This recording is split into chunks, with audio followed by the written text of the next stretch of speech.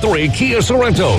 Bill Bird Kia is the home of the 20-year, 200,000-mile warranty. Stop by and see us at 2435 East 15th Street or anytime at BillBirdKiaPanamaCity.com. We'll treat you like family and give you the peace of mind you can trust. Offer from Kia Finance America for the purchase of a new 2023 Kia Sorento with $2,122 per month per $1,000 finance for 48 months. Quantities limited. No down payment required. Cannot be combined with other finance offers. The 20-year, 200,000-mile warranty is a Bill Bird Kia warranty. Must see dealer for complete details. Offer for well-qualified buyers. Must take delivery from dealer stock through 3/4/24.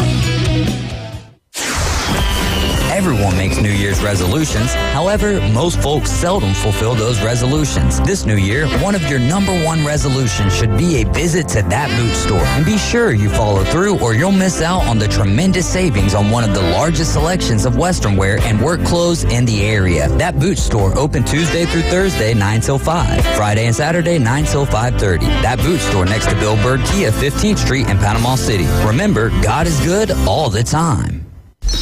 A new year and New Year's resolutions go hand in hand. A trip to Krispy Kreme is always a great idea, New Year's resolutions or not. Folks have been making the trip to Krispy Kreme since July 13th, 1937, over and over again. The reason for the trips? The best donuts you've ever tasted. Krispy Kreme Donuts, with 2 locations to serve you, in front of HCA Hospital, 23rd Street, Panama City, and on the Ross Clark Circle in Dothan. Krispy Kreme Donuts. Get them hot. Hope you enjoyed your meal. And I just want to say, he's lucky to have a brother like you. Lucky? Caring for my brother is far from easy. Waking up every day, lifting him from the bed to the wheelchair to the car to get him to therapy on time. It's no small task between the doctors and the diagnosis, but nothing can disable this love. This is my big brother, my hero. He's part of me, like my arms and legs. So I'll be his. See, there's no time for tired. This starts again tomorrow. He'll be waiting for me. I'll wake up for him. I know he needs me, but I'm the lucky one. Even though I need help now and then. If you're caring for a loved one, visit aarp.org/caregiving for care guides and community, or call 877-333-5885. Caregiving Resource Center. Support for your strength. Brought to you by AARP and the Ad Council. The Panhandle's destination for live play-by-play. Living GSX Lynn Haven, WVLQ Port St. John, ESPN Northwest Florida. Let's play the game. Sports Talk Radio will never be the same. I just don't think that anybody's going to succeed in that system. It's a bad organization. It's just a bad organization. The Afternoon Underdogs. Onion pickles, onions pickles. Live and local. Look, it's impressive. On ESPN. Northwest Florida. And what is going on, Northwest Florida? You're now tuned in and riding along with the Afternoon Underdogs. I'm David Hayes along with Caveman Rick, and we've got a great show lined up for you today on this beautiful Tuesday afternoon. No Tyler Bishop this week. He should be back with us next week, but we have got a load of guests on the line with us this afternoon. 4:20, we might have your minute with Max. He's got something going on, so he'll call in if he has time. Then at 4:40 this afternoon, there was a young man that I ran into over there at the Billy Harrison Fieldhouse who works for Overtime, which is a company that I believe they cover all sorts of basketball. They've got a lot of different avenues, but ran into him and figured it'd be fun to talk to him a little bit about what he does. So he'll join us today at 4:40. Then we'll kick off hour number 2, talking a little hockey with Andrew Weiss as we approach the All-Star break in the NHL. And then at 5:20, Keith Fleming is going to join us live from the Senior Bowl in Mobile, which we do have your opportunity to win a pair of tickets to the Senior Bowl. More on that in just a moment. And then I'm really excited about 5:40. Of course, I'm excited about every single one of our guests. But at 5:40, we're going to have the voice of the Commodores on the line with us from WKGC 90.7. We've got Ken McVeigh. He will be in the studio with us, not on the line with us, but that should be a fun segment. Looking forward to asking him a few questions. You can call us or text us at 850-215-6290. We're also streaming live on Facebook, on YouTube, and on Twitter, all at ESPN Northwest Florida. You can also get the app, 104.3 ESPN Northwest Florida. Just go to your Google Play Store or your Apple Store. All right, last night in local Caveman Rick in girls soccer, North Bay Haven shut out Freeport 7-0. Advancing to the Class 3A District 1 final. They are now 16-4. They'll be taking on Pensacola Catholic in the district final. That'll be February. This says February 31st. I know that they're not about to go. They're not about to go a month, so I'll say February 1st. February 1st, which will be, I don't know, maybe February 13th. I don't. Now I got to go check this. Now I got to go check 31st? this because that makes. There we go. Way to be a problem solver right there. I mean, because you can't have the 31st in February. The most you can have is 29. Well, so here's my other thing. I'm like, well, February 1st, but I'm like, February 1st is a Thursday, so that's not going to work. And I don't know why it took me so long, and I never got there, but you did, though. Thank you so much for that. So, yeah, tomorrow, the Buccaneers are going to be taking on Pensacola Catholic for the district championship. Great stuff last night there from the Buccaneers of North Bay Haven. In boys soccer, Mosley ended up falling to Niceville 3-0. It was 1-0 at half, but they could not make it happen. That was a text from Coach Fred Hapner.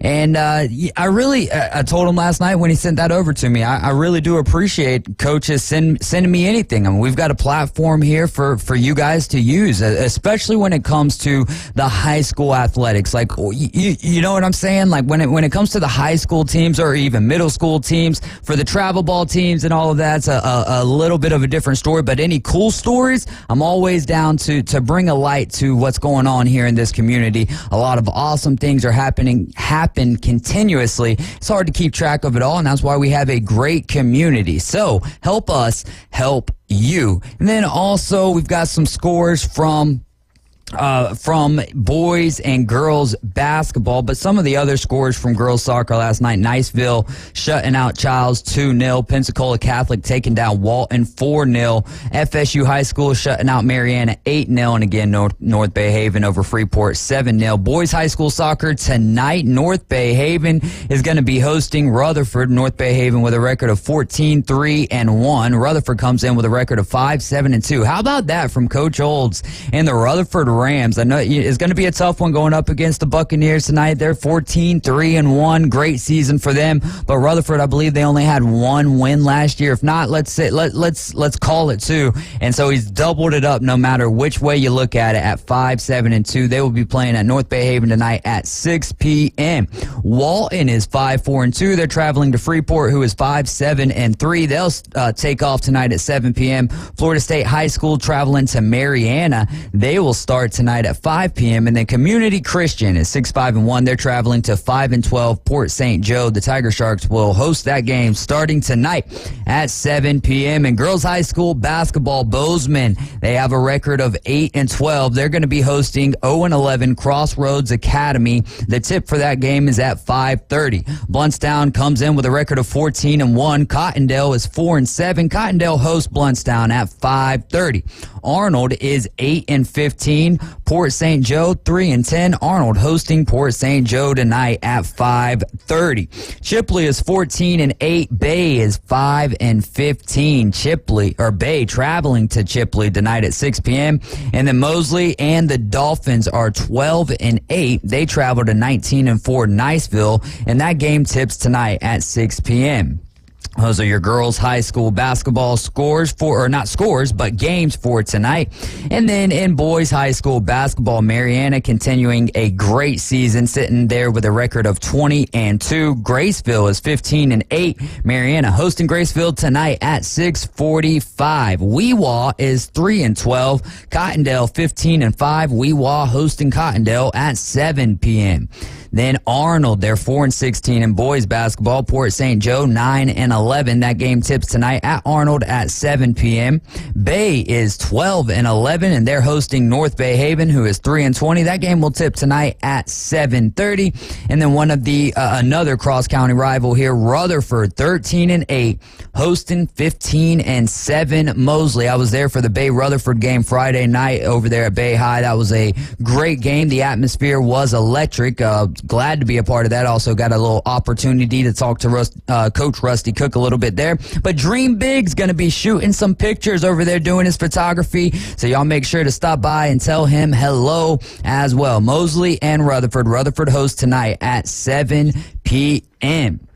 All right, let's get into some of the best and worst of the weekend. Give me a second here, and I'll pull up some of our we didn't get a whole lot of love on it, but some of the best and worst from the status that I posted on Facebook. If you've got a best and worst of the sports weekend, you can text that now to 850-215-6290. All right, we'll start with Chris. Chris Fall says best. The Dynasty Bowl happened with San Fran and Kansas City for Ryan Mulvey and himself, which, by the way, out of the hospital on his way here to Panama City. Had the hiccups earlier, but found a remedy with a lemon wedge covered in sugar. So there you go. If you're ever having the hiccups and you want to deal with those, take your lemon wedge, put some sugar on it, and then ask Ryan what you do from there, because I would imagine you just kind of chew on it for a little bit. Maybe suck on it or something like you're doing a tequila shot. Hey, when life gives you lemons, get rid of the hiccups. The worst for Chris Fall is only 44 seconds.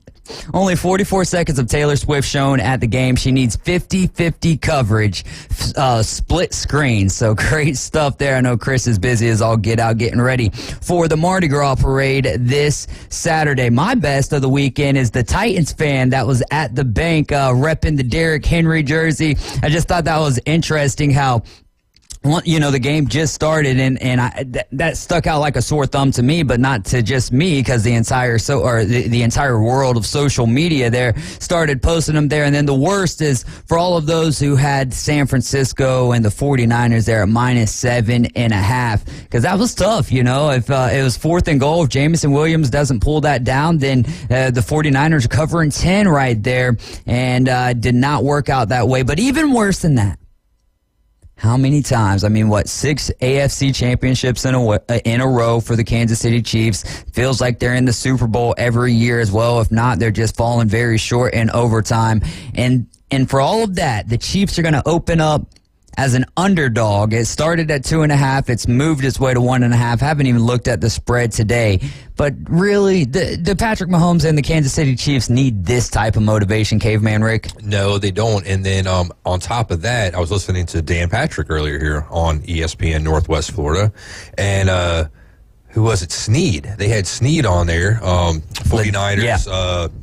A secondary cornerback, and he guaranteed the victory for the 49ers. So that's even giving more, bulletin board material if you didn't need to already give them some. Well, there you go. So that's, so the 49ers have the bulletin board material. The Chiefs have the underdog. No, the Chiefs have the bulletin board material because Snead. Oh, I'm sorry. Yeah, my bad. Yeah, Snead played. Yeah, he plays for the Chiefs. So they get the bulletin board material, whereas for the Kansas City Chiefs, they get the underdog positioning there, the little chip on your shoulder, which I don't know how in the world we keep on giving them that chip in the shoulder. And I was one of the people who really did think. I thought, Lamar had this great season. They kind of changed the offense up. They were saving them. They get to the AFC Championship, and it's like everything that the Baltimore they just threw it away. Said, hey, we run the ball. Yeah, we run the ball all year long, and let's run it 16 times, and 8 of those times are going to be by our quarterback. Yeah, I just don't get that when, you have an identity, and it's not just been this season. It's been as long as John Harbaugh's been with that team. Mm-hmm. Run first, smash you in the mouth kind of offense, and it's got to blow your mind. And for those people like our buddy Miles out there, conspiracy theories, thinking that stuff's scripted, that's just giving people, stuff to think about right there. Why in the heck would a team that's been doing this whole entire season just all of a sudden up and just change in one of the biggest moments of the year? I don't get it. It's a head scratcher for me. Yes, sir. Been scratching my head so much that all my hair has just fallen out now.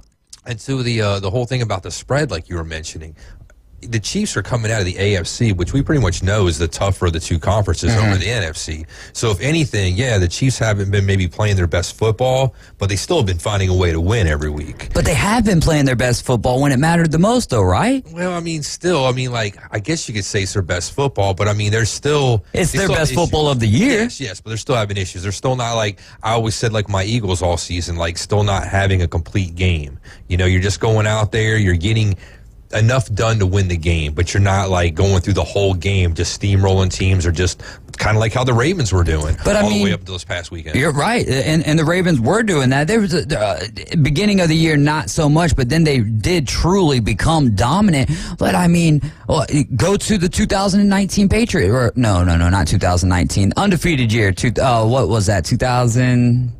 No, Randy Moss, that's like 7? That was like 8, 9, somewhere around there. Anyways, but that's what I was meaning. When I said 2019, I was thinking of LSU Tigers. Okay. LSU Tigers and how dominant they were. They were one of the only teams that continued on that dominant path throughout the whole way. But you look there, and that team was dominant all year long, right? For the Patriots. Patriots, go back to the undefeated season, and just don't get it done. So, and the Eagles this year, oh man, that was tough to watch. I'm sure even tougher for an Eagles fan there. But yeah, Kansas City, I don't think they need any of this motivation. Like, that's a really good point. The AFC is the prohibitive favorite, or has been throughout this year. 07 on the Patriots. 07, all right. So, so Kansas City there, though, I don't think that they need this. And then the other thing is, and we were kind of talking about this last night, so one of the things that kind of stands out to me, somewhat on the same plane that you were just referring to, is the Kansas City Chiefs here, who everyone was counting out for the last 5 to 6 weeks. Then they get into the playoffs. They're taking on one of the hottest teams in the NFL at this point, in the Buffalo Bills, on the road. First ever road game for Patrick Mahomes, and they win. And then they go to what we just kind of agreed to be the best team in the AFC, the best team in the NFL throughout the course of the regular season, proved it again against the Texans, and they get the job done. Whereas you look at the 49ers, who had this great regular season and really did kind of dominate outside of the 3-game stretch where they lost 3 in a row, then they have the path for the 49ers was a little bit easier, right? Like, yes, the Packers were hot, but would you rather play the Packers or the Bills? Yeah, no doubt. And I mean, that's not even a question. Would you rather play the Lions or the Ravens? Well, that question was answered pretty, earlier on. Now, obviously, each game is different, because we can take that same argument and say, well, didn't the Packers beat the Chiefs? Yes, 100% they did. But I'm asking you the question of who would you rather play? And I think it's rather simple there. And so the 49ers, Packers, Lions, and what's the other thing? They had to come back in both of those games. So it'll be interesting. It's kind of like a tale of two different stories. You got the regular season story side of things, and then you've got the postseason side of things. So for me, could it be? I think this is highly irrelevant, but I'm going to throw it out there. Could it be because San Fran is a little bit closer to Las Vegas than what Kansas City is? And I don't even know that to be a fact. 100. You know what I'm saying? I don't know that to be a fact. I'm just kind of guessing here. But could that be it? Like, it doesn't make any sense saying that, but maybe, throwing a dart at a wall. What do you think? Like I said, I don't know. They evidently maybe know something that we don't know. I know, is it like Tooney isn't going to be playing, obviously for the Chiefs. I don't know if something like that makes a difference. It's just kind of like I said, it's a head scratcher. But again, we still have 2 weeks almost, right? So lots of money is going to get bet on this game. Hell, Mattress Mac, we haven't even heard from him yet, right? So with the money being bet, it's going to sway the numbers too, because that's really ultimately what the numbers have to do with a lot of times too, is where the money's being laid. Absolutely. Bart says San Francisco's second half response was his best, and the worst was KC doesn't even score in the second half, and they still win, man. So on Friday when we picked this game, I had it Baltimore 17 and I had Kansas City 14. Thought it was going to be a low-scoring game. After the first 2 possessions, I no longer thought it was going to be a low-scoring game, but it ended up being that 17-10. And that Lions 49ers game, man, 24-7 at half. I mean, I know it seems like we should have gotten used to this by now, that anything can happen. And that's still so true. Anything can happen. But when you got that 24-7 lead, and you're a run-first type of a team, I would have expected you to, or I thought you were going to hold on, but that just proves how determined the San Francisco 49ers are this year. Yeah, well, not just them, but like in both of those games, you also had rookies that help cost their teams their game, like Zay Flowers. Okay, he had the taunting penalty. And then shortly thereafter, he gets the ball punched out of his hands, and then he goes to the sidelines and he starts, stomping his hands on his helmet. He got a cut on his finger now, So rookie, letting motions get the best of him. He'll probably tighten that up, I'm sure, during the offseason. Probably some of his teammates will talk to him. Maybe learn from this, be a growing experience for the guy. And then in the Lions game, what was it? Was it Gibbs that had the fumble? Yeah, Gibbs, late fumble, yeah. So late fumble for him too, and it's something that, being a rookie, I'm sure you can see on the sidelines was bothering him. But one of those things, I'm sure, more practice, more reps, you're gonna learn from it, make sure it doesn't happen again in a big moment. And hopefully then too your coach will make some smarter decisions, maybe and kick and try to get some points. But that's not guaranteed. I know a lot of people are crushing Dan Campbell and saying he should kick, but a kick's not a guaranteed 3 points just because you're kicking it. It's not. It is not guaranteed, but let's say that they do make those, then the difference is a 3 point. Everything changes when you change that. And I do like the fact that he's come. 3 possessions is a lot to come back from. Like when you have that in your pocket, you got a team down by 3 possessions. That's a lot. That's big. That's huge. I'm indifferent on him saying no regrets, because obviously you don't. I guess you don't want to regret he's that. He's convicted. We had this conversation, right? Yeah. He's convicted in what he believes, and he stuck to his guns, for the most part. Maybe in the first half where he kind of wavered a little bit, maybe that's where he should have stuck to his guns a little bit more too, going So let me say that I'm indifferent on him saying that he has no regrets, and if he has no regrets, then great. And I do appreciate the conviction there. However, I still think that you take these and you look at what it can't be aggressive all the time, right? I mean, this isn't the first time that this, exactly. So no regrets, because you're learning a lesson along this, and I agree 100% with that. But there's got to be times next year. All right, now you're not as big of an underdog team as what you were, or going into this next year, you're not going to be as big of an underdog team as what you were last year. There's going to be expectations. It's very akin to the Philadelphia Eagles from last year. Yeah, well, this is a learning experience too. Yeah. Like Dan Campbell is probably a little over his skis, being that this is, I'm sure in their minds, they expected to go to the Super Bowl and win the Super Bowl at the start of the season. I mean, that's what everybody's goal is. You have to go into the season thinking that, or else what the hell you're doing out there, right? So I'm sure that's, it was, mindset and mentality, but he's also got to know too that he's really exceeded expectations, right? Yeah. And, maybe, last week's win was in a sense their Super Bowl because it's been so long. And by the time you have that, elation and everything from the big win, you go into the next week. Now there's a bit of a hangover, a little bit of some letdown, if you will. And you go into that game and it's kind of hard to get back to that same spot or even higher than where you were at a week ago. That's why I'm saying it resembles the Philadelphia Eagles from last year. How many times you see it too, in the NBA, where a team's got to go it through steps, make it to the second round, and then they lose out, and then maybe the next year they get to the conference final, maybe they lose there, and then they get to the championship the season after that. You just have to learn from your mistakes and just kind of grow each year and kind of move up. Yes, sir. Coach Olds, Rutherford winning first round is his best, and the worst is the Lions losing. He said it would have been cool to have a Taylor Swift versus Eminem Super Bowl. I don't disagree with you there at all, Coach. You guys are riding with the Afternoon Underdogs. This is ESPN Northwest Florida. Coming up next, we're going to continue kicking this can down the road with the best and the worst of the weekend. You can text those to us now, 850-215-6290, and at some point, we might be having your minute with Max.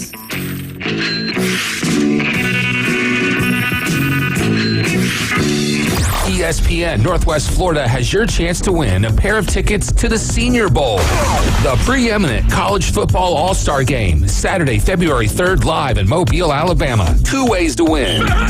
Number 1, text to win. Text the keyword senior right now to 850-215-6290. Number 2, listen to Coach Hale in the morning and the Afternoon Underdogs for the cue to call. Listen to win or text to win. Your way to the Senior Bowl from ESPN Northwest Florida. This is Joanna with ESPN Northwest Florida. Here is your weather forecast on this Tuesday afternoon. The remainder of the day, mostly sunshine and 60 with a gentle breeze around 8 miles per hour out of the west-southwest. For tonight, mostly clear skies with a gentle breeze and a low near 54. Tomorrow, a wind 10 to 15 miles per hour, mostly sunny and a high around 60. For Thursday, some clouds and a high of 57. This weather forecast is sponsored by Mid-South Lumber, the best little lumber yard in Panama City. Thank you for tuning into ESPN Northwest Florida. Rely on it. Discover Kia at Bill Bird Kia. Let your New Year adventures begin in a new Kia Sorento. Bill Bird Kia has a few new 2023 Kia Sorentos left, and they will not last long. You get the savings and drive away today. Now offering 0.9% APR for up to 48 months on the purchase of a new 2023 Kia Sorento. Bill Bird Kia is the home of the 20-year, 200,000-mile warranty. Stop by and see us at 2435 East 15th Street or anytime at BillBirdKiaPanamaCity.com. We'll treat you like family and give you the peace of mind you can trust. Offer from Kia Finance America for the purchase of a new 2023 Kia Sorento with $2,122 per month per $1,000 finance for 48 months. Quantities limited, no down payment required. Cannot be combined with other finance offers. The 20-year, 200,000-mile warranty is a Bill Bird Kia warranty. Must see dealer for complete details. Offer for well-qualified buyers. Must take delivery from dealer stock through 3/4/24. He's so old, he buys his clothes at the same store he buys his groceries. Are you wearing a grocery bag? I talk sports in my underwear. I'm gonna wear nothing but a thong and a top hat. Caveman Rick is part of the Afternoon Underdogs on ESPN Northwest Florida. Welcome back into the doghouse. Caveman Rick, what department store is that you, I mean, I can only think of a couple that you can kill two birds with one stone like that and get your clothes and your groceries same place. So what store is it that you're going to? I guess it's got to be Walmart, right? Where else are you going to go right around here anyways? I guess you got, what's the other one? The red store. Yeah, the bullseye. Yeah, you got that one. Also, like, dollar. I mean, like, not that I'm going to usually. The yellow one? Yeah, the yellow one. They got some stuff there, cheap stuff at some of those stores, too. So where everything's not generally $1. Yeah, exactly. Yeah, exactly. Well, there's the green ones, too, green and white, right? Yeah, not just yellow and black. But, yeah, it's great, all those colors. Oh, our buddy might be calling here, so let me get off here and let you go. All right, sounds good. And speaking of that, while we're getting Max on the line, we do have 2 tickets, a pair of tickets to the Senior Bowl that is live in Mobile. We're going to have Keith Fleming on the line with us today at 5:20. He's going to be talking about the sights and the sounds that he is hearing there from the Senior Bowl in Mobile, Alabama. Going to be lots of fun. I don't think I'm going to be going this year, but still a great opportunity at Hancock Whitney Stadium. Is going to be a lot of fun. If you would like to go, then call right now, 850-215-6290. Once we get Max on the line, I will take caller number 3, or rather, Caveman Rick will take caller number 3. But this is going to be your minute with Max. And Max Delighten, a great friend of ours. And Max, how are you doing today? Hey, I don't know if I'm buzzed in yet. Yeah, you are buzzed in, and you're live on the air. Can you hear me? Now I am. Oh, yeah.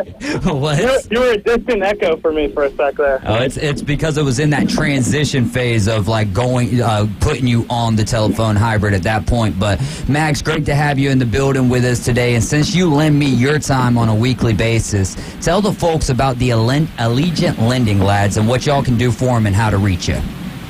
Yeah, no, I appreciate that. So I work at a Allegiant lending firm, 850-565-1160. Happy to help people. Single fam, manufactured home, condo, you name it.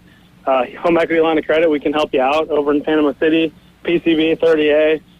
Anywhere in Florida, Georgia, we've got you covered. So appreciate that, Dave. Yes, sir. Absolutely, my man. All right. Well, we just had the AFC and the NFC championship. We've been talking about it a little bit more, kind of more focused on the Lions and the Ravens a little bit yesterday, and whenever I had Barry Shuck on the line with us. But let's talk about those games and start with the AFC Championship. Tell me some of the things that you saw. What stood out to you?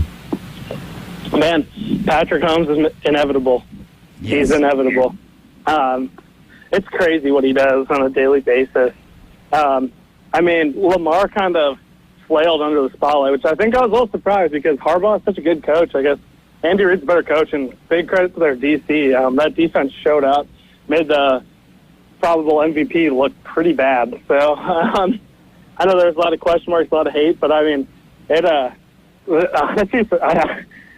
picked Niners over Chiefs in our preseason picks this year, but I think the Chiefs are going to win the Super Bowl.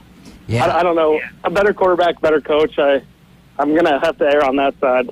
Man, it is so tough as well because I had Chiefs 49ers at the beginning of the season, made that pick on the inside drive, and it was really just because normally you know what I mean? It just felt like it was time for a rematch is all. And I think I had Chiefs winning it because it's so hard to go against Patrick Mahomes, but I switched course, and in the last 5 weeks really I've been riding with the Baltimore Ravens, and I really thought with them being at the house that was going to be one of the difference makers. And I thought Lamar's legs would be the difference makers. And in fact, I guess it was not utilizing the running backs that ended up being the difference. That was tough. But what did you think of, still Pacheco, though? I think Pacheco in this is still an unsung hero because dealing with the injuries, and it seemed like, I don't know what his YPC was, but it felt like he was getting at least 4 to 5. There was multiple times where he was picking up first downs on first down, meaning he was getting 10-yard carries.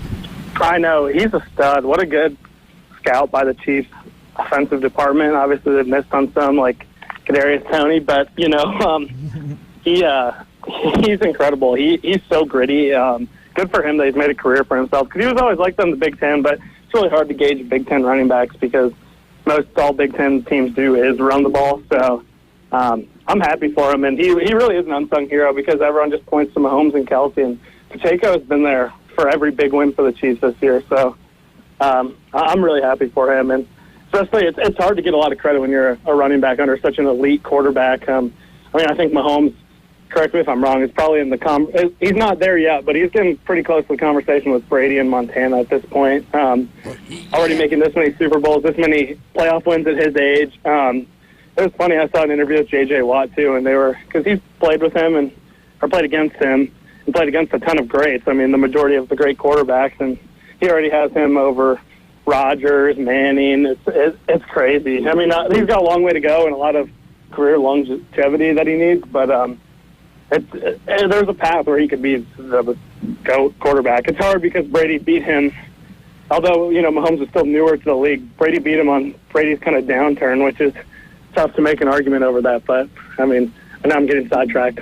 Well, it's okay, though, because I do like that. I don't even think it's going to be by the time Mahomes' career is all said and done, he will be over Brady and Montana if things continue this way. What do you do when a guy, let's say for the next 4 to 5, let's say he goes 6 more years and he's in the AFC Championship 12 years in a row. At that point, you got to think if he goes 6 more times, he's going to win 2 or 3 more. Then what is that number going to be looking like? It's wild. If the Chiefs can do what the Patriots did and build around Patrick Mahomes, with Patrick Mahomes not getting the contracts that every other quarterback in the league is getting, I think it could work out that way. So it's really going to depend on the Chiefs being able to work with Mahomes, and more so Mahomes being able to work with the Chiefs, because why did the Patriots dynasty fizzle out as soon as Tom Brady left? Yes, Bill Belichick, a great coach, but what have we said before on here? Andy Reid had great teams over there in Philly,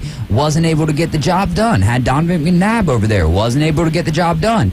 Had Alex Smith over here, they barely made it out of the first or the wild card or first round most of the time. Get Patrick Mahomes and everything changes. So there seems to be the common denominator of winning is Patrick Mahomes, and it helps to have a all-time tight end in Travis Kelce. But what's been the thing that we've been talking about talking about all year with the Chiefs?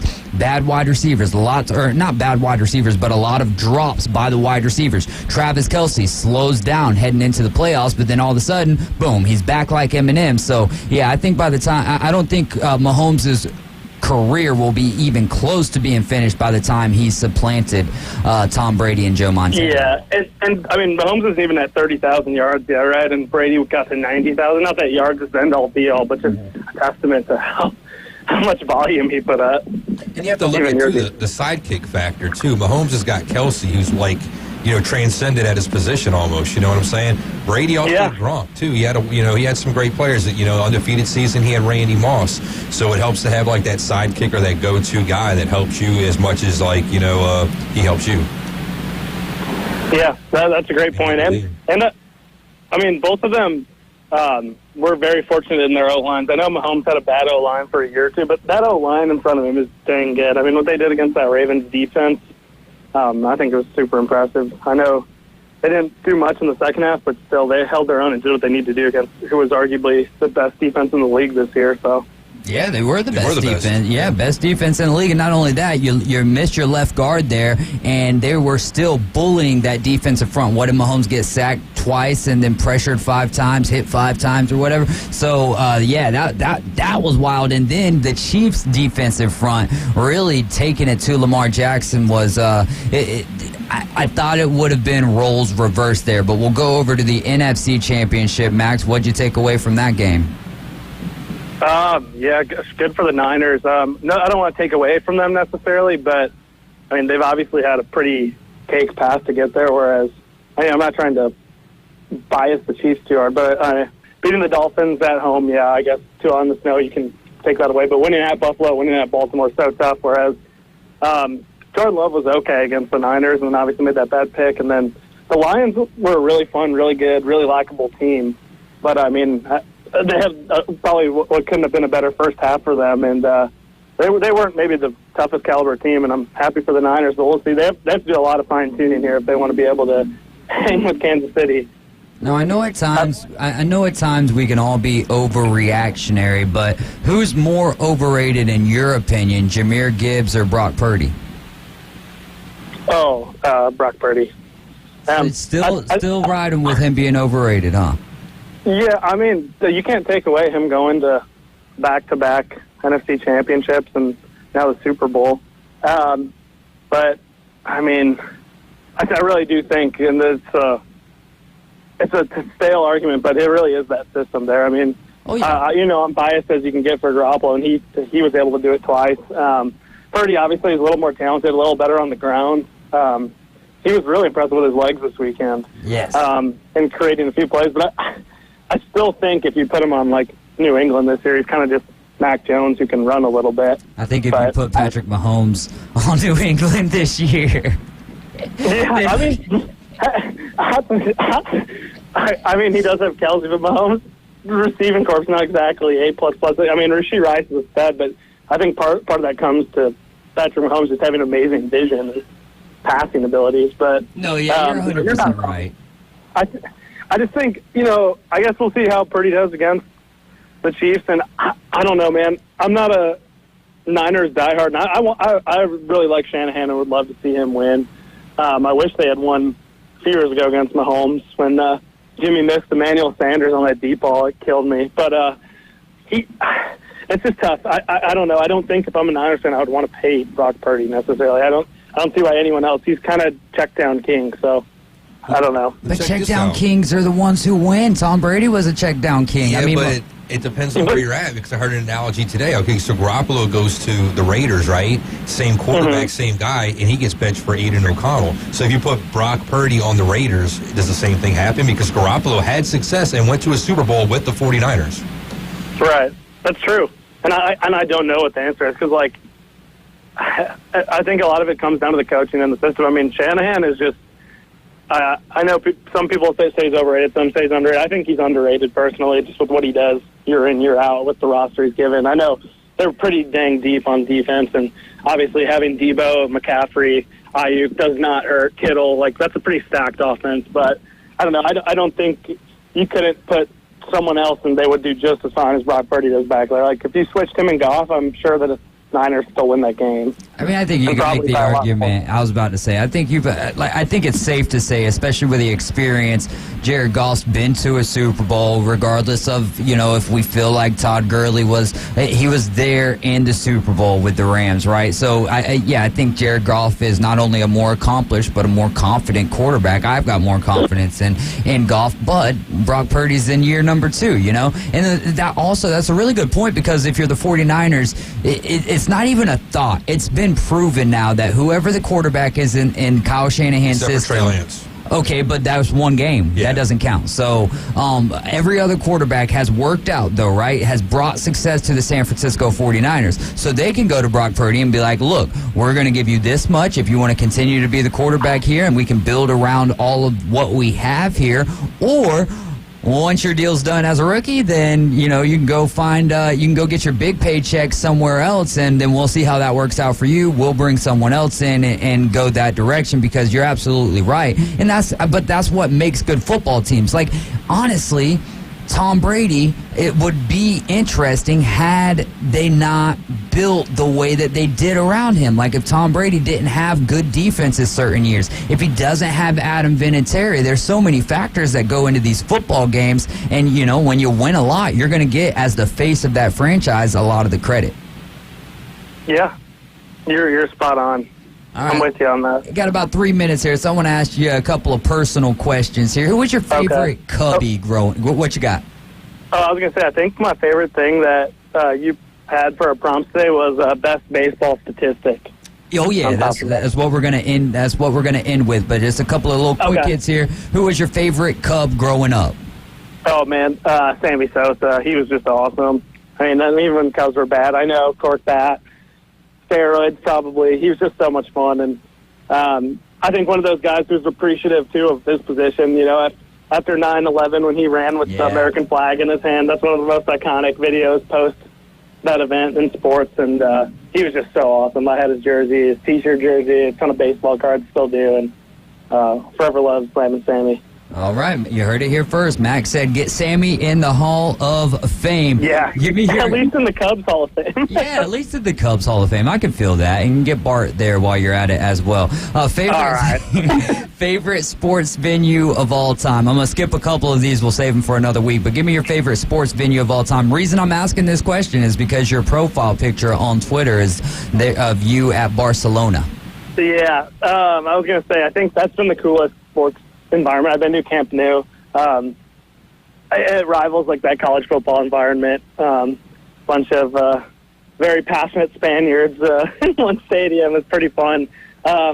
It would be a toss-up between there, Wrigley, and probably, honestly, Bryant-Denny. I need to go to more SEC football stadiums, but I think Bryant-Denny, whether or not you like the Tide, is an incredible experience. That stadium is it's gorgeous, and I mean, I'm not a Tide fan, but I can appreciate that type of surroundings. I mean, is the tailgate for the game, everyone's singing, it's so cool. Is the tailgate similar overseas compared to college football here in the South?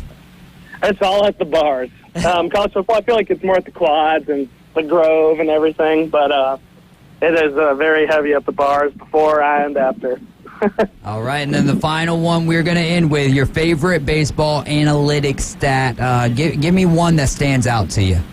Yeah, a lot of people, argue batting average. A lot of people argue OBP. For me, it's OPS plus, which is your on base plus your slugging plus. And what OPS plus does is it takes players on base plus slugging percentage, and it normalizes it across the entire league. So it accounts for everything, whether you're playing in Coors or Yankee Stadium, and it adjusts your score. So like 100 is a league average. And it's really good to kind of normalize where hitters really fall. And I think it's just a great metric. When people say, oh, he had a great season, I really urge people to look at their OPS plus, because if they're below the 100 OPS, they really didn't. And it doesn't necessarily punish, slap hitters, too. If you hit doubles and stuff, you're probably in 125s, 130 if you have a good average and on-base percentage, and it really just accounts for everything. So that's my favorite, at least, statistic as far as hitters go. I love it, Max. But, yeah, so that's it for me. And I'm on the pitching side of things, I'm not a fan of WAR, if I'm being honest, or FIP. I don't know if you're familiar with FIP, but I hate FIP. What is that? FIP is your fielding independent pitching. Okay. And it basically tries to use ERA to effectively reflect, events. But, so why it's a bad metric, in my opinion, is so someone like Logan Gilbert will have a low FIP, or Aaron Nola, and they're both talented pitchers, but if they have like a 3.7 ERA for the season, I don't necessarily consider that an elite season. And sometimes FIP is an outside metric that people like to use. And then, like, it's terrible for guys like John Lester, Adam Wainwright, where they're more, contact hitters and more situational and not as much punch-out pitchers. So I think it really punishes guys like that. You just have a good feel for the ball game. I mean, it punishes guys like Tom Glavine. So... yeah, and we cannot be doing no punishing of Tommy Glavine. Hey, Max, thanks so much for your time, my friend. Yeah, thanks. Sorry I couldn't make it in today, guys. Let's blame Amazon. All good, man. We'll blame them, and we'll see you next week. All right, take care, fellas. Yeah, good talking to you. All right, we did get a text in during that segment. The 49ers roster was essentially the same. That's when Trey Lance was playing for them. So let's give Curdy, I'm sure he means Purdy, a bit more credit because it was the same team for both quarterbacks. And again, like Trey Lance played 2 quarters. Like there's no game and a half, maybe. Yeah, maybe a game and a half. I feel like it was week 1. If it wasn't, it was week 2 that he went out with the injury, and now he's playing for the Dallas Cowboys, or now he's on the Dallas Cowboys roster. And I don't want to take anything. I'm not trying to take anything away from Brock Purdy. We cannot sit here and look at the 49ers and what they've done in the past, right? And be like, oh, that's all on Brock Purdy. No, because we have seen this over and over again. The point that you made about Jimmy Garoppolo is huge as well. He goes over to the Raiders. That doesn't work out. We could probably keep tracking some of these quarterbacks where they went to. But here's the other thing. The growth for Brock Purdy is what 49ers should be looking at like, yes, dude, this is awesome. And what he just did in this game, like, and he's a fighter. He's a dog. In fact, give me all right, you got to take Patrick Mahomes over everyone else, but give me dogs. Dogs find ways to win. Brock Purdy is a guy who finds ways to win, and him being Mr. Irrelevant is even that much more beautiful. Do I think if you take Brock Purdy and you put him on the Titans, I don't think nothing's changing. All right? But that's not taking anything away from Brock Purdy, though, right? That's just saying, all right, maybe his skill level, and guess what? It's a what if. Doesn't matter. We do know one thing, right? He is playing phenomenal ball for the San Francisco 49ers. And the point being, they're winning ball games and they're about to play for a Super Bowl in year 2. And last year, he was just an elbow and a couple of quarters away from possibly playing back-to-back years in the Super Bowl. So great stuff there from Brock Purdy. We definitely appreciate that text there. Coming up next, we're going to be talking a little basketball with Dante Everett. We'll be right back.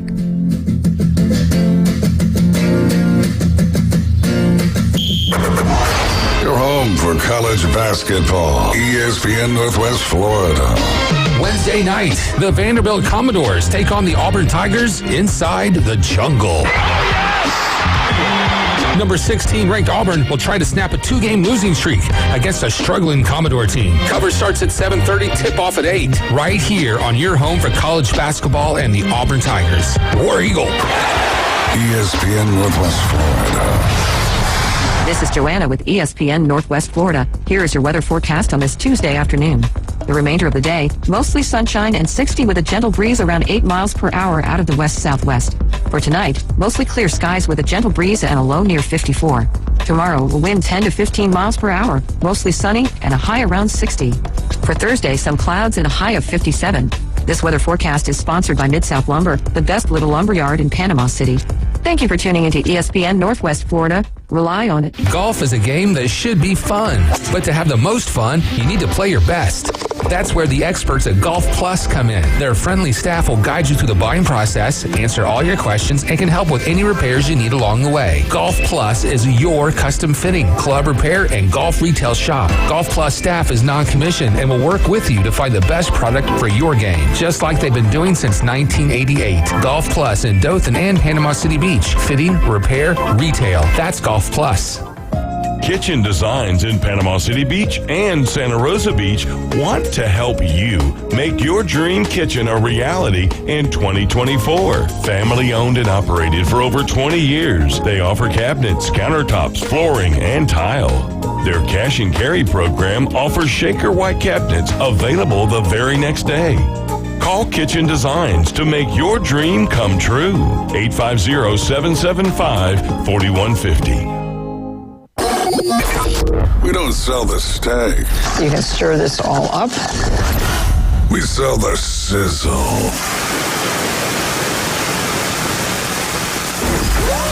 Now back to the Afternoon Underdogs. Very spicy. ESPN Northwest Florida.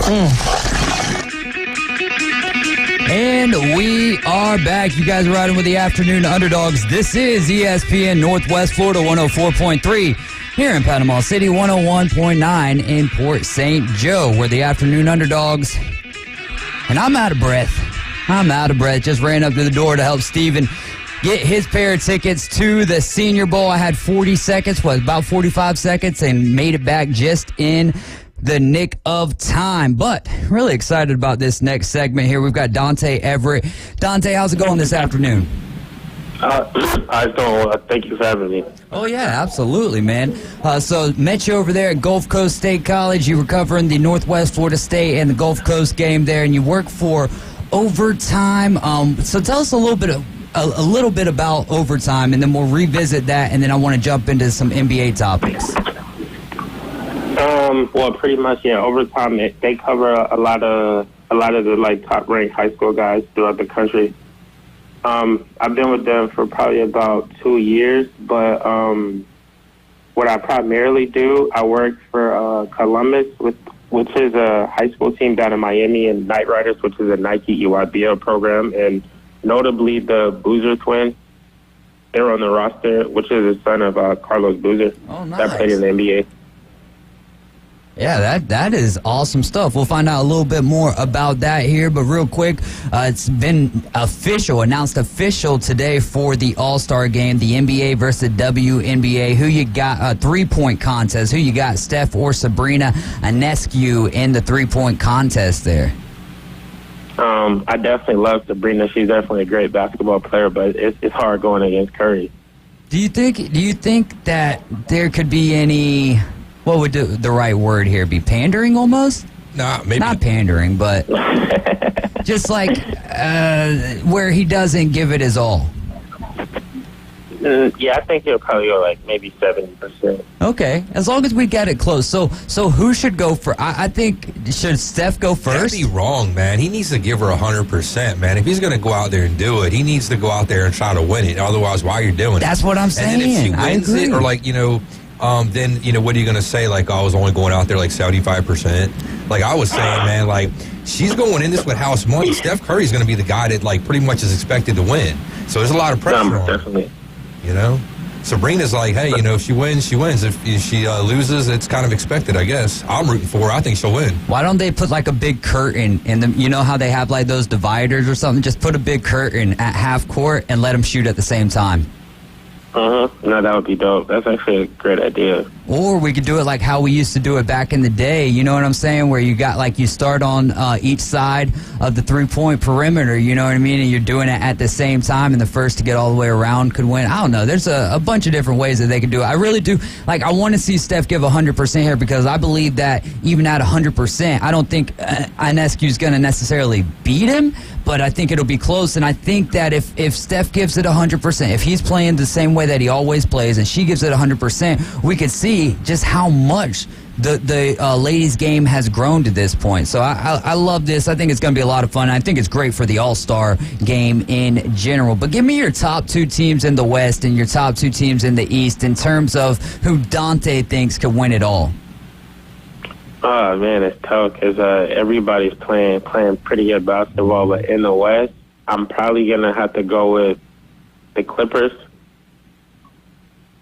just because I just think they're well-balanced and well-rounded out, even the bench. And then the East, I would definitely love to see the Bucks make it. Ooh. But I'm definitely rooting for Philly on the low. But, yeah. There you go. Caveman Rick's a big Philly fan, so he would love that. Clippers, Bucks, do you think that the addition or the hiring there of Doc Rivers is going to be enough to get him over the hump? I don't know. It's still year one. Maybe next year. But I just think he has to come in and learn a lot. I mean, I know the players love him. Everybody kind of bought in. But I think they still need to build a little bit more chemistry, especially now they got a new coach. Absolutely. So, Wemby or actually, no, let's go to the in-season tournament real quick. And just because I asked a couple of guys last week, their thoughts on the in-season tournament, if they like it, if it's obviously it's something that's going to be continuing. But give me your thoughts. You're a little bit younger than what they were, so I like to have the entire demographic taken care of there. Do you like the in-season tournament? You think it's good for the game? Yeah, I think it's good for the game. Anytime you can get the professionals playing anywhere, I think it's good for the game of basketball. Do I prefer the season tournament? Do I understand the awards or anything like that? No, but I always love watching basketball, like every day. So I definitely enjoy watching the in-season tournament. And you do it for a living. Wemby or Chet or Cam Whitmore, who do you think of those three guys will end up winning Rookie of the Year?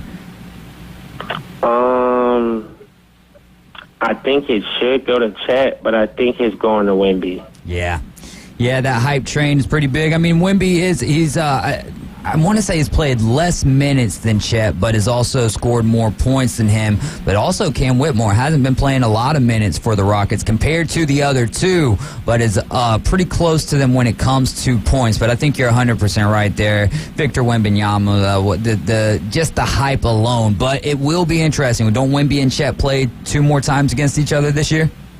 Yeah, they do. I definitely want Chet to win, and I definitely want Embiid to win the MVP. Yeah. Just so you know. There we go. Embiid for MVP. So tell me a little bit about how you got into overtime, how that part of your career got started. Ironically, I was recording the Boozer Twins like 3 years ago, but there were no other cameramen there. And I pretty much was the only guy with the film, and I guess overtime I was just learning about them. So they pretty much hired me to like cover them, even though I was already covering them pretty much. Hey, there you go. It was like a win-win. So yeah, I've pretty much been following them around for like the last 3 years. Definitely been an honor and privilege for sure. For you, when you're covering basketball, obviously NBA, college basketball, high school basketball, but what level of basketball to you is the most entertaining, especially when you're covering it? Well, to me, the summer's always the best, like AAU. But lately, I've honestly been focusing on girls basketball, to be honest with you. And tell me why that is, because it has been skyrocketing in growth. No, you're absolutely right. Well, for me personally, I wanted to be more versatile. I didn't just want to have one style of audience, because I'm trying to build a brand. So but also, some of these girls are actually good. They just don't get a lot of the media attention that they got. So, ironically, I ran into, obviously, where I met you, watching the top JUCO girls in the country, the top 2 teams go at it. But just figuring out the better girls that are playing and just help them get exposure and stuff like that. So that's kind of been my goal. I love that. I love that, and I love that goal, man, because it's a game that it's a great game, and in fact, I think that it resembles the game of basketball more than the NBA to some extent. The rules have changed and all of that good stuff. So I'm loving what women's college basketball is doing.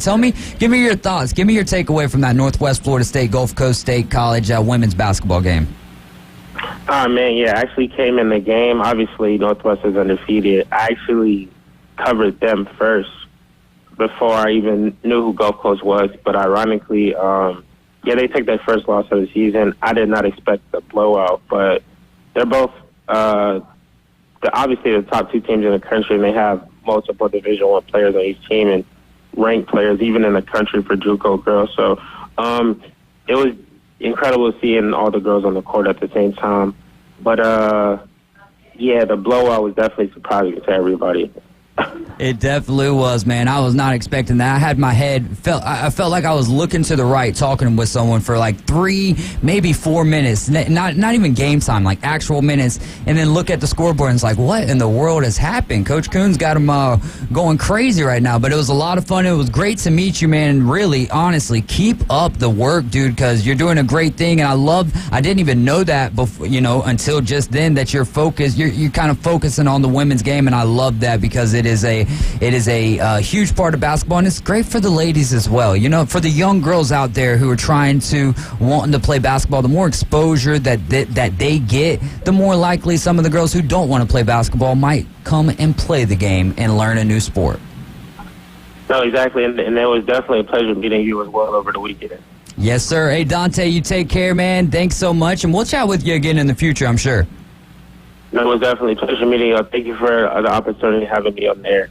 Absolutely. That's Dante Everett, y'all. He's with Overtime and does a lot more as well. So be looking for him in the future. One of the things, we had a few people there kind of sitting there, photographers, videographers, and stuff like that. And then when I noticed him, he was actually interviewing one of the Gulf Coast basketball players. And I was like, okay, we got to find out what this is, because I love people. I love seeing people doing these type of things. And then also you had one kid, I believe he goes to Arnold, not sure, forgot to ask his name, but he's doing that just to kind of learn photography and stuff. So it was really cool. Gulf Coast has got a great program over there. They're going to be playing tomorrow night at 7:30, women's and the men's tomorrow night at the Billy Harrison Fieldhouse. And I think that they're not at the house this weekend, but we'll have all the coaches on. And then again today, Ken McVeigh is going to be joining us, the voice of the Commodores. He'll be joining us today at 5:40. You're riding with the Afternoon Underdogs. We're going to be talking some hockey next with Andrew Weiss. We'll be right back.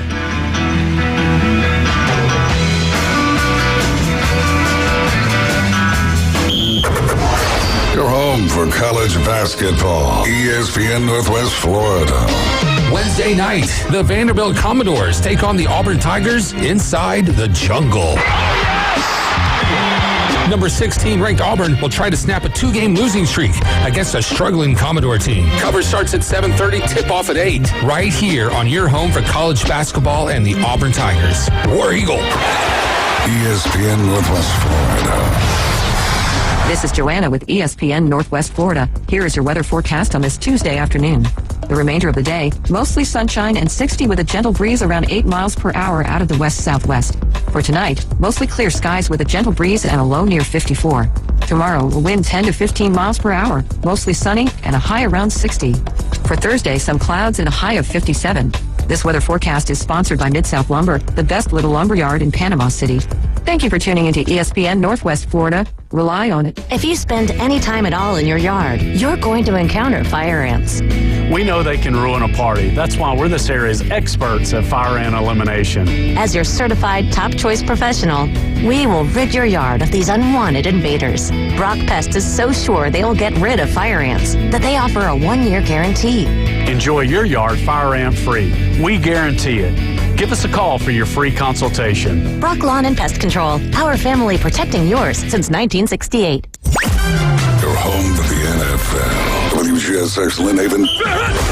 WVLQ Port St. Joe. ESPN Northwest Florida. Hey there, folks. Looking for a place that feels like home right in the heart of Panama City? Well, look no further than Charlie Corm's Place at their new location on 15th Street. Charlie Corm's is not just a place, it's an experience. Imagine cozy corners, friendly faces, and the aroma of delicious dishes that'll make your taste buds dance. From sunrise breakfast to late night bites, Charlie Corm's on 15th Street has it all. Charlie Corm's Place on 15th Street is now offering exclusive weekday lunch specials. Visit Charlie Corm's Place on 15th Street. Look for the giant mural. ESPN Northwest Florida. The Afternoon Underdogs. Call in with your questions, hot takes, and rants at 850-215-6290. I'm sure that most of you have used a dial telephone before. The Sports Talk Monster. ESPN Northwest Florida. You know it would be pretty cool here as we get ready to start off hour number 2, thinking about the 3-point contest, right, between Sabrina Ionescu and Steph Curry. And I was reading through some of the comments that I saw underneath the ESPN article, and someone had said take the best WNBA team and put them up against the worst NBA team. I don't think that would be a great idea, but what about a mixed WNBA and NBA type all-star game? That might be kind of cool. Like have the but I mean, the seasons aren't going on at the same time, so like, you know what I'm saying? It's kind of that's a good point. I don't know how the seasons line up with each other. Would make that work out. You but know, if they can make this happen, they can make it happen. Like if you ask WNBA players, like, hey, you probably have to pay them. Join. I mean, they're already not making hardly any money, and then you're asking them on their off time. Where Do you really think? First off, hold on. All right. So first, right? If the NBA and the WNBA, like the NBA pretty much puts the WNBA on or helps them succeed, right? Financially. Or helps them stay afloat financially.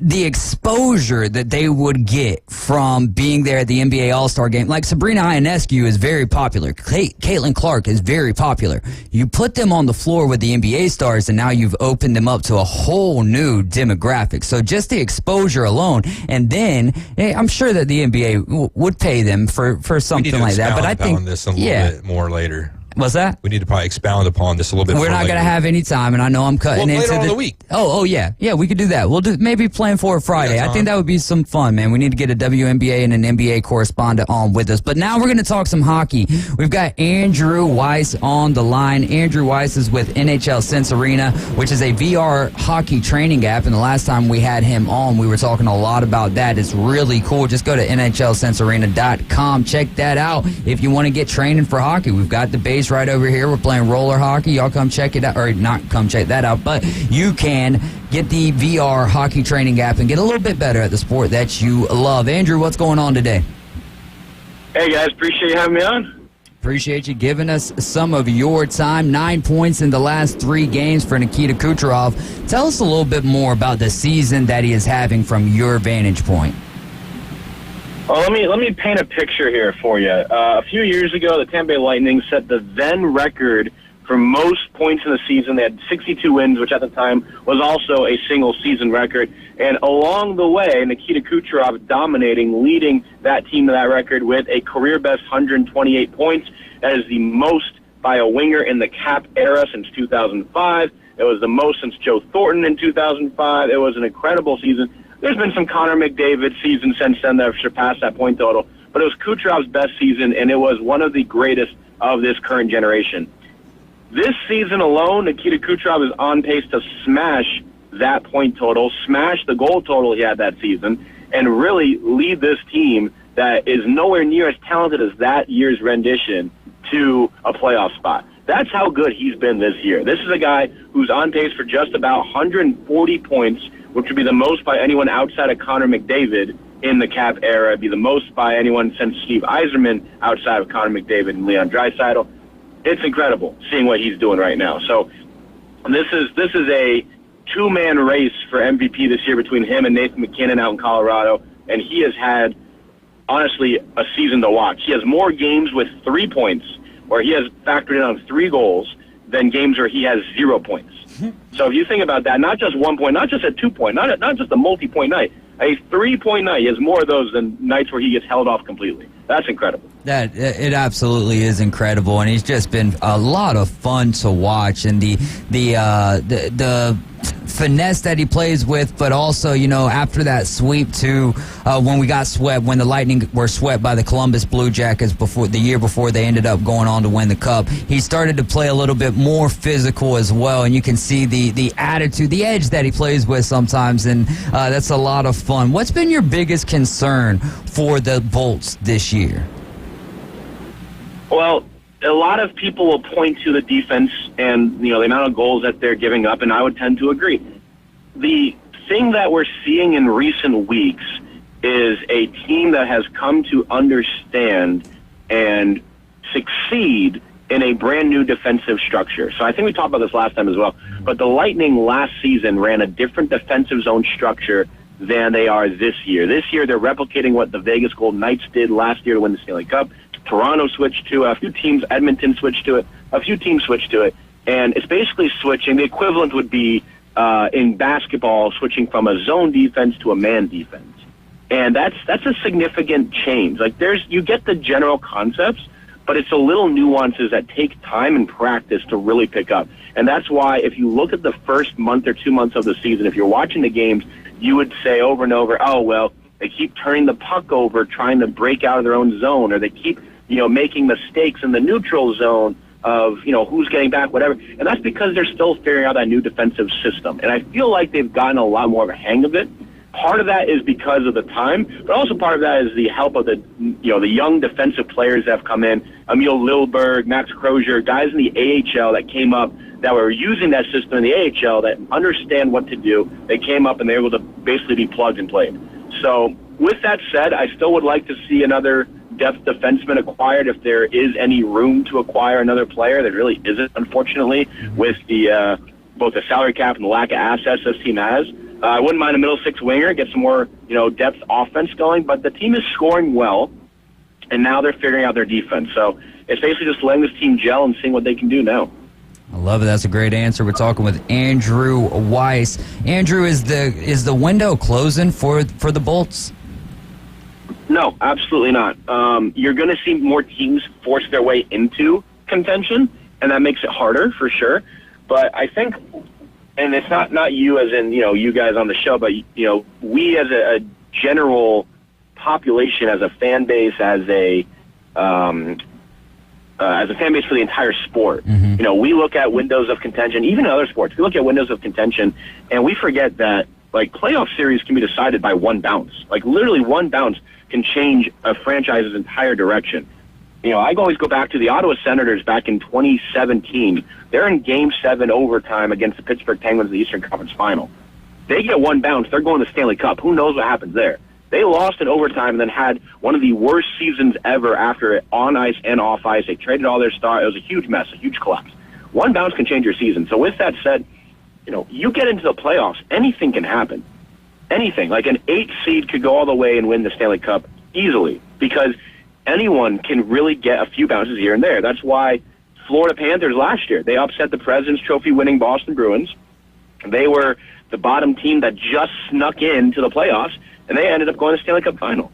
And then Vegas, who was dominant all year, ended up winning it. So, you have really any kind of luck goes into it. It's not just, oh, is this team good? But that's the thing, is this team is still good. They're getting older.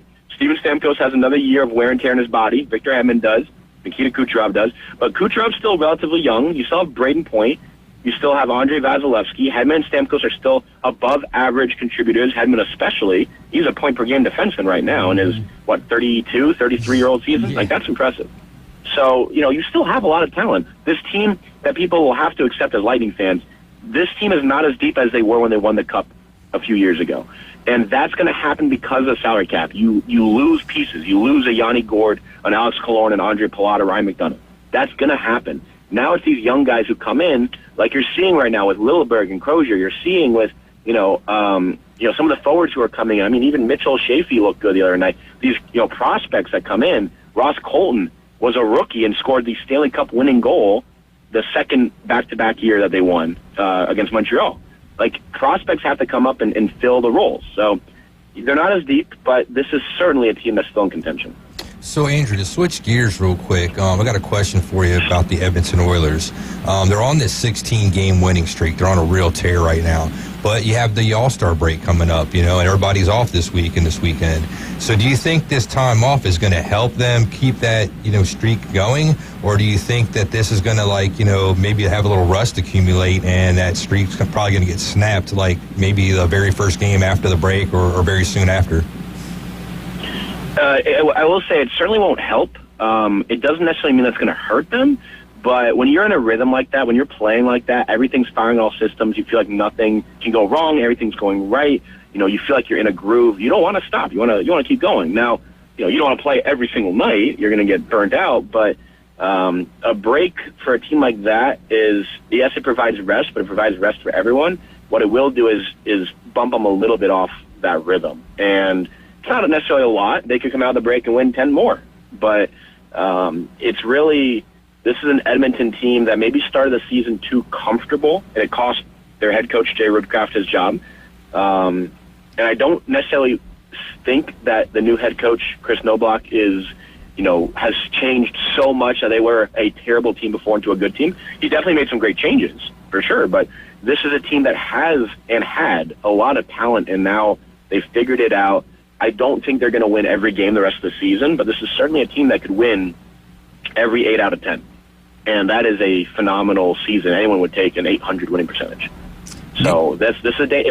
If it really was getting saves, Stuart Skinner, their starting goalie before the streak, I think it was like 880 save percentage on their current winning streak, and 950. Like, it's defense, sure, but it's also getting saves. They're getting saves right now. So they can keep doing that. I mean, anything's possible. From Wright State, Chris, he wants to know, will the NHL ever allow its players to go to the Olympics again? Isn't it looking pretty good for 2026 I mean, it was looking good for 2022. Yeah, that's fair. if it wasn't for COVID, I think they would have. I genuinely think they would have gone to the Olympics back in 22. So I do believe that they will be going in 26, barring any last-minute issues like COVID or like significant issues. Not like, oh, someone's sick. Like if it's COVID, if it's whatever. They want to make it happen. The NHL didn't care for it in previous years. I feel like they've come to understand the importance of having a national showcase and an international best on best for their athletes, and especially the players. They want to go. I mean, Steven Stamkos, bring it back to the Lightning. Steven Stamkos is one of the best goal scorers of this generation. If he hadn't gotten hurt, he would have been one of, if not the best. Him and Ovechkin were going back and forth in his young age. So if he stays healthy, he's one of the greatest goal scorers of his generation. And the issue is he's never played in the Olympics. He's been in the league since 2008. He was too young in 2010. In 2014, he broke his leg. In 2018 and 2022, they didn't go to the Olympics. 26, I don't think he'll still be high enough on a very deep Team Canada team to go. And that's heartbreaking as a Lightning fan and as a fan of the game to see a phenomenal player and also an incredible gentleman and a representative of the sport not be able to go represent his country on an international level. So he's not the face of the, oh my God, we haven't played in the Olympics in a while committee. Connor McDavid's never been in the Olympics, and he's one of, if not the best players in the world. You could list further and further as it goes, but it has to be done. And from purely as a fan right now, and speaking from my perspective, if the Lightning and the other players in the NHL don't send their players, the other teams don't send their players, you're missing out on a massive marketing opportunity when the entire world, and especially the country, is laying their eyes on hockey when maybe they weren't originally. So, Andrew, just did some digging while you were talking here for a few moments, and there's one thing that could hang this up on, unfortunately. I want to, be positive, but because this has happened, before in the past, 25-26 is when the current CBA runs out. So, there could be a potential lockout or something like that, coming up around the horizon before the next Olympics. So hopefully that doesn't happen and they can iron these things out and get it all worked out before then. But I could foresee that potentially becoming a problem. I certainly hope not. I mean, this sport's gone through enough, issues as it is. I mean, I don't know if you guys remember or not, but I don't remember. I wasn't really, cognizant for it. But when the Rangers won the Stanley Cup back in the early 90s, the NHL was bigger than the NBA. Yeah, and the NHL was bigger than the NBA. I remember, I always see this. The Sports Illustrated article, the NHL is hot and the NBA is not. Whatever the title was along those lines. And the NHL was growing significantly. And there was, right after the Rangers win and all this momentum's going, all this stuff, Evan comes in, he's like, you know what, we need to make some changes. And you have your first lockout. Partial, not full, but still. It ruined all the momentum. And then 2005, you lose a whole season. 2012, you lose half a season. It's ridiculous how many times this sport has had this happen. And it comes down to greed. It really does. And you really hope now that what happened the last time the CBA was up, which was during COVID, that they came to an agreement and said, we're going to come to a short-term agreement and just get through this because we have to for the sake of the sport. I hope that they, and I doubt it, but you never know, I hope that they learn a lesson from that and they realize for the sake of the sport, we can't afford another break. We lost too much money during the COVID season. We lost way too much. We cannot afford to have a season stall. And on the owner's side, this is a gate-based sport. This is a ticket-based sport. Your revenue in the NHL comes primarily from attendance. unlike the NFL with big TV deals, unlike MLB and NBA. If there's no attendance, they don't make money. So they need the games to happen on the owner's side. The players, obviously, they don't get paid without the games happening. So you hope that they can come to an agreement and be like, you know what, we need this to happen. So I don't have any wood in my car here, but I'll knock on my head. Knock on wood that they figure it out and don't do anything stupid, because they better not do anything. Quick mention on that, Andrew. You mentioned after the Rangers won in '94. After that, there was that lockout. They did only play half, a season basically in '95. The year the '94, the Devils won the Cup that year, and it was because they only played the West Conference teams played Western Conference, Eastern Conference played only Eastern Conference, and then only those two teams met up in the Stanley Cup at the end. But so they did have it there, and that goes to what you were saying about the Rangers and what happened afterwards. But what you got, Dave? Yeah, and it breaks it. It breaks the sport. Yeah, I know you got to get out of here before 5:20 Central Time. So one last question for you. Which number one pick do you think will have a more storied career between Victor Wembanyama and Connor Bedard to merge the little NBA and NHL topic there? That is a tough question. I am an NBA fan enough to know, the big names. I was hearing the conversation about NBA, WNBA. I'm excited to see Curry and Ionescu go head to head. That'll be fun. I mean, that's just shooting, right? It's the same. The NHL had that a few years ago. They had the professional women's hockey players came in. It was just a shooting contest, and they won. I think it was Megan Duggan won it. She was incredible. So I'm excited. You never know. You never know what can happen. I'm not talking a 5-on-5 game, but in terms of pure skill, you never know. Anyway, back to your question. I kind of was stalling for time because that is a tough question. That is a really good question, because how many times have we seen, whether it's the NHL or the NBA, it's the first overall pick, and they're like, yeah, they're better than everyone else in this draft, or they're better than most everyone in this draft, but they're not like an elite top of the draft number one pick. No. These are two guys who are going to change their sport, both their sports. Connor Bedard at an 18-year-old teenage age is already the best player on his team that other teams are game planning for. Wow. He has a set of skills that is almost unheard of, if not rarely seen, in his league, and has come in to where he's already showcased his dominance at a young age with zero supporting staff. Now, take out where I say Connor Bedard, put in Victor Wembanyama, and the exact same description goes for him. They are the guy on their team already at an incredibly young age, and they are going to change their games. Connor Bedard's case, his release, the way he can shoot a puck, he can release it from different angles all across the ice. As a goalie, goalies don't just react to the puck as it comes off their stick. The puck's coming in 70, 80, 90 miles an hour. It is very hard to make a save from 10, 15, 20, 30 feet away at that speed if you're just reacting. Goalies read the stick. They read the release of the stick to determine where the puck's going to go and start reacting before the puck's off the stick. That's how they're able to make a lot of these saves. Now, sometimes it's just being in the way, but that's how they make these saves. Connor Bedard changes his release just like a pitcher changes their release point of the ball from a fastball to a curveball. Connor Bedard can shoot it 10, 20 different ways, and they're all subtle. They're so subtle, but it throws a goalie off just enough to score. That is done by Austin Matthews, who is currently on pace for almost 70 goals this season in the NHL, and that's it.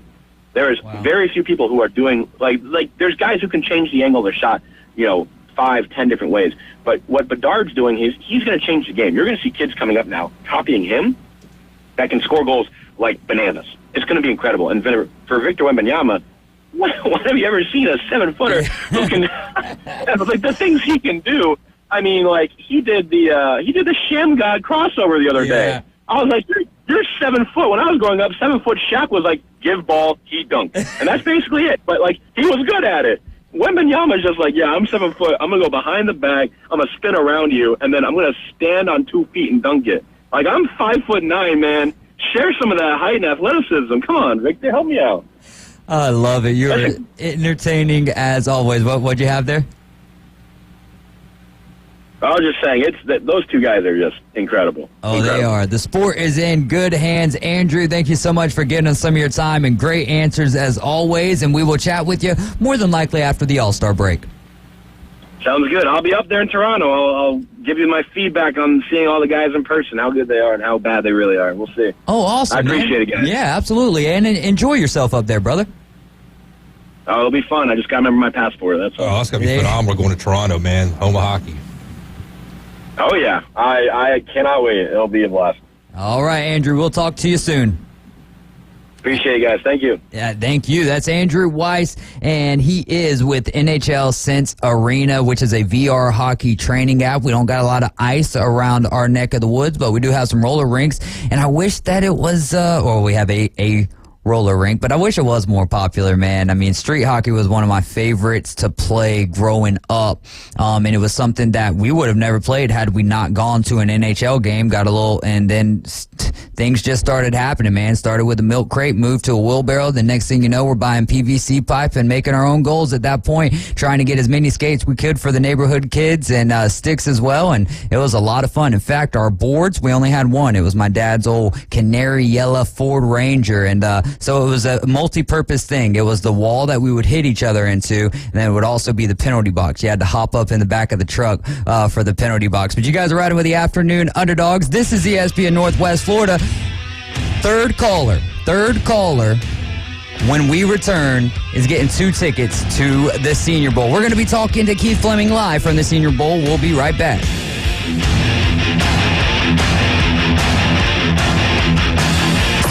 It's the PCB Hobby Takeover with Todd. Mondays at 5:20 on ESPN Northwest Florida. That is a very high-end card and very rare. Todd talks about coins, trading cards, collectibles, and the amazing stories behind them. It was the first one that's ever come through my door. Plus, we'll be taking your calls and questions at 850-215-6290. The PCB Hobby Takeover. A platform for you to do your hobby. Mondays at 5:20 on the Sports Talk Monster. ESPN Northwest Florida. Good evening. This is Joanna on ESPN Northwest Florida with Tuesday's weather forecast. Mostly clear tonight with a low near 54 and a wind 10 to 15 miles per hour. Mostly sunshine tomorrow morning, a gentle breeze out of the north-northwest and a temperature of 57. About the same in the afternoon and evening, around 60 with sunshine and a wind at 11 miles per hour out of the north. Warm with a high around 57 and partly cloudy Thursday. This forecast is brought to you by Earthworks of Northwest Florida. Thank you for listening to ESPN Northwest Florida. Rely on it. Are you tired of hearing 2 weeks when you call to get your boat worked on? Hey folks, it's Chris Kramer with Kramer Marine and Outdoor, and we'll get you in and back out on the water as quick as possible. We're a full-line Yamaha outboard dealer and Suzuki outboard dealer, and we have master-trained certified mechanics on site. So if it's just an annual service, electronics install, trolling motor install, or all the way up to a full repower, we can take care of you. So stop by and see us in the corner of Frankfurt and 23rd next to Bill Kramer GM, or call us at 850-851-0453. Signworks, a business serving businesses since 1985. Everything from signs and banners, vehicles and boats, magnetic and real estate signs, contractor signs, and much more. Signworks can do large format, full color printing too. Signworks, a real professional in the business world. Call Signworks at 785-8899. Signworks, 850-785-8899. The next evolution in sports talk radio. It's the Afternoon Underdogs. 5, 4, 3, 2, 1. Weekdays from 4 till 6. 104.3 ESPN Northwest Florida. And we are back. We did get a winner there during the break for the Reese Senior Bowl tickets. A pair of tickets are going to be headed up there. He'll be picking those up Thursday. If you have one and you haven't picked up your tickets yet, we've got you on the list. You need to pick those tickets up Thursday before 6 o'clock. We're going to have 2 more opportunities for you tomorrow, and then I think we might have some opportunities on Thursday. I got to go take inventory of our tickets, see where we're at, and then if we have any leftover tickets after that, all of those who have been texting the keyword senior to 850-215-6290 will put you in a random generator at that point, and we will give away the random tickets or the extra tickets, the tickets that we have left over in that way. But now we're going to be going to Mobile. We're going to be chatting with Keith Fleming. Keith, how's it going, my friend? What's up, David? You doing all right? I'm doing well, man. How is Mobile treating you? It's really good. We had a blast today. Wish I would have brought some sunscreen. That stadium is in a bowl, and I know that, and the sun's just beating down, and didn't have a hat or sunscreen, so I'm a little red right now, but picked up some sunscreen on the way back to the hotel, and I definitely will have a hat on tomorrow. Dude, that's funny that you mentioned that. By the way, Keith Fleming, he's a contributor for not just here for us on ESPN Northwest Florida. You can hear him Wednesdays from 12 to 12:40 on the Inside Drive. I'm talking DFS, but he also is a contributor for Fantasy in Frames and Fantasy Six Pack. But Keith, yeah, it's funny that you mentioned that because last year I got my neck anyways. My neck's always getting burnt no matter what. Doesn't matter if I put sunscreen on it or not. Just redneck, man. I guess that's what it is. But yeah, I got a little taste of the sun last year there at Hancock Whitney, which is odd because it just doesn't ever seem to happen to me at this time of the year, especially when it's kind of cold out there. Absolutely. It really is weird the way the stadium is. The sun is beating down in every direction, except for very early in the morning and very late in the afternoon. Well, tell us about some of the things that you were able to see and some of the sounds there from the Senior Bowl this afternoon. Well, I mean, the first thing you just notice is, the coaches who are there really trying to make sure that the players do the drills correctly and allow the scouts to, really gain access and see what they can and can't do. I really noticed, me and Alan both talked about, you can see a huge increase in talent with juniors being allowed to participate. To me, players look much bigger, faster, stronger than they have when we came here last year. Awesome. Oh, you were there last year? Yes, sir. Yes, second year in a row. So. We were in the same building then. So who's been standing out to you? Who's been getting the majority of the attention over there in Mobile? Well, I mean, for me, let's start in Homer Corner because, I'm a huge Bulldog fan, and I love coming down here and watching those guys. Lab McConkey is somebody that I'm very intrigued to see kind of what he does at the next level. I'll admit that he's smaller than I thought he was, in person, seeing him with all these other DBs, but really showed off that he's got great hands. He seemed to catch everything today and really did a good job of juking some of the corners in the one-on-one drills, so he has obviously route running abilities. But Dejon Edwards, the running back for UGA, probably had the play of the day, at least that I saw, where when they were doing an 11-on-11 drill, he did just a nasty spin juke, like something you'd see right off a PlayStation or Xbox, and hit the hole. And, I mean, he would have been gone. And, I could potentially see him being an impact player next year. It's like a change of pace back, pass catching back. And having watched him at UGA, he runs hard. He's got a physical side to him. But the great thing about being here with Alan is getting to really more understand and learn about these guys in the trenches. And there was two guys that really stood out today. The first is from Oklahoma, the offensive tackle, Tyler Guyton. He has really quick feet, has a great first move. He's just ginormous, 6'7", 320. He showed off really good hands. He excelled at, stopping the pass rusher in those one-on-one drills, momentum, to where, they'd make contact and he might maybe half a step back, and then it was just like hitting a brick wall. Allen made the comp that in a lot of ways it looked like, Trent Williams, like that kind of left tackle. So, and then on the defensive side of the ball from Texas A&M, Jackson McKinley, who just was a wrecking ball in the one-on-one drills today. By far the strongest guy at the point of the contact that we saw on the defensive side of the ball, was literally unstoppable when he was bull rushing either the center or guard in one-on-one drills. Really impressive. There was actually, and I'm not sure where this scout was before, but when me and Alan first walked up, we're like, whoa, who's that guy? And he turned around and had all this information. So obviously there was other people looking at him as well. That is awesome stuff. I know you guys are enjoying yourself over there, and it's a lot of fun watching those athletes, and kind of puts them in more of a, even though college football is just as well professional, but it puts them in that more professional environment. Which quarterback needs to stand out the most? Like Penix, I think he could not even play in this game, and he would still, be drafted about in the same position. But what about a guy like Sam Hartman out of Notre Dame? How big is this Senior Bowl for him? Yeah, I actually think it is really big for Bo Nix and Penix, because Bo is somebody who obviously has all the tools. He's got a strong arm. He can move around. He's obviously got experience in playing in a pro style. He's got experience playing all kinds of offense when you spend 12 years in college. But I think he's inaccurate, especially down the field. And, maybe this is bias from just watching him play Georgia and Alabama, which he was with Auburn and obviously Oregon for those games. But 5 games versus Alabama and Georgia, 1 passing touchdown, 6 turnovers. I want to see him, against the best of the best, which you get a little bit of that here, just how he does. And then Penix is the same deal because he seems to be right now the one QB that is not just slotted into the first round of those top 6. And I think it's just because of his injuries. I mean, he's got lower leg, I believe, injuries in the past on both legs. But I love the way he throws the ball. I mean, he can really sling it. Me and Alan were a little disappointed. We got here right at the tail end of their practice. We're going to be there bright and early tomorrow so we can actually see him throw. May not get the best assessment of him because obviously there's not going to be a lot of pressure and stuff in a clean pocket.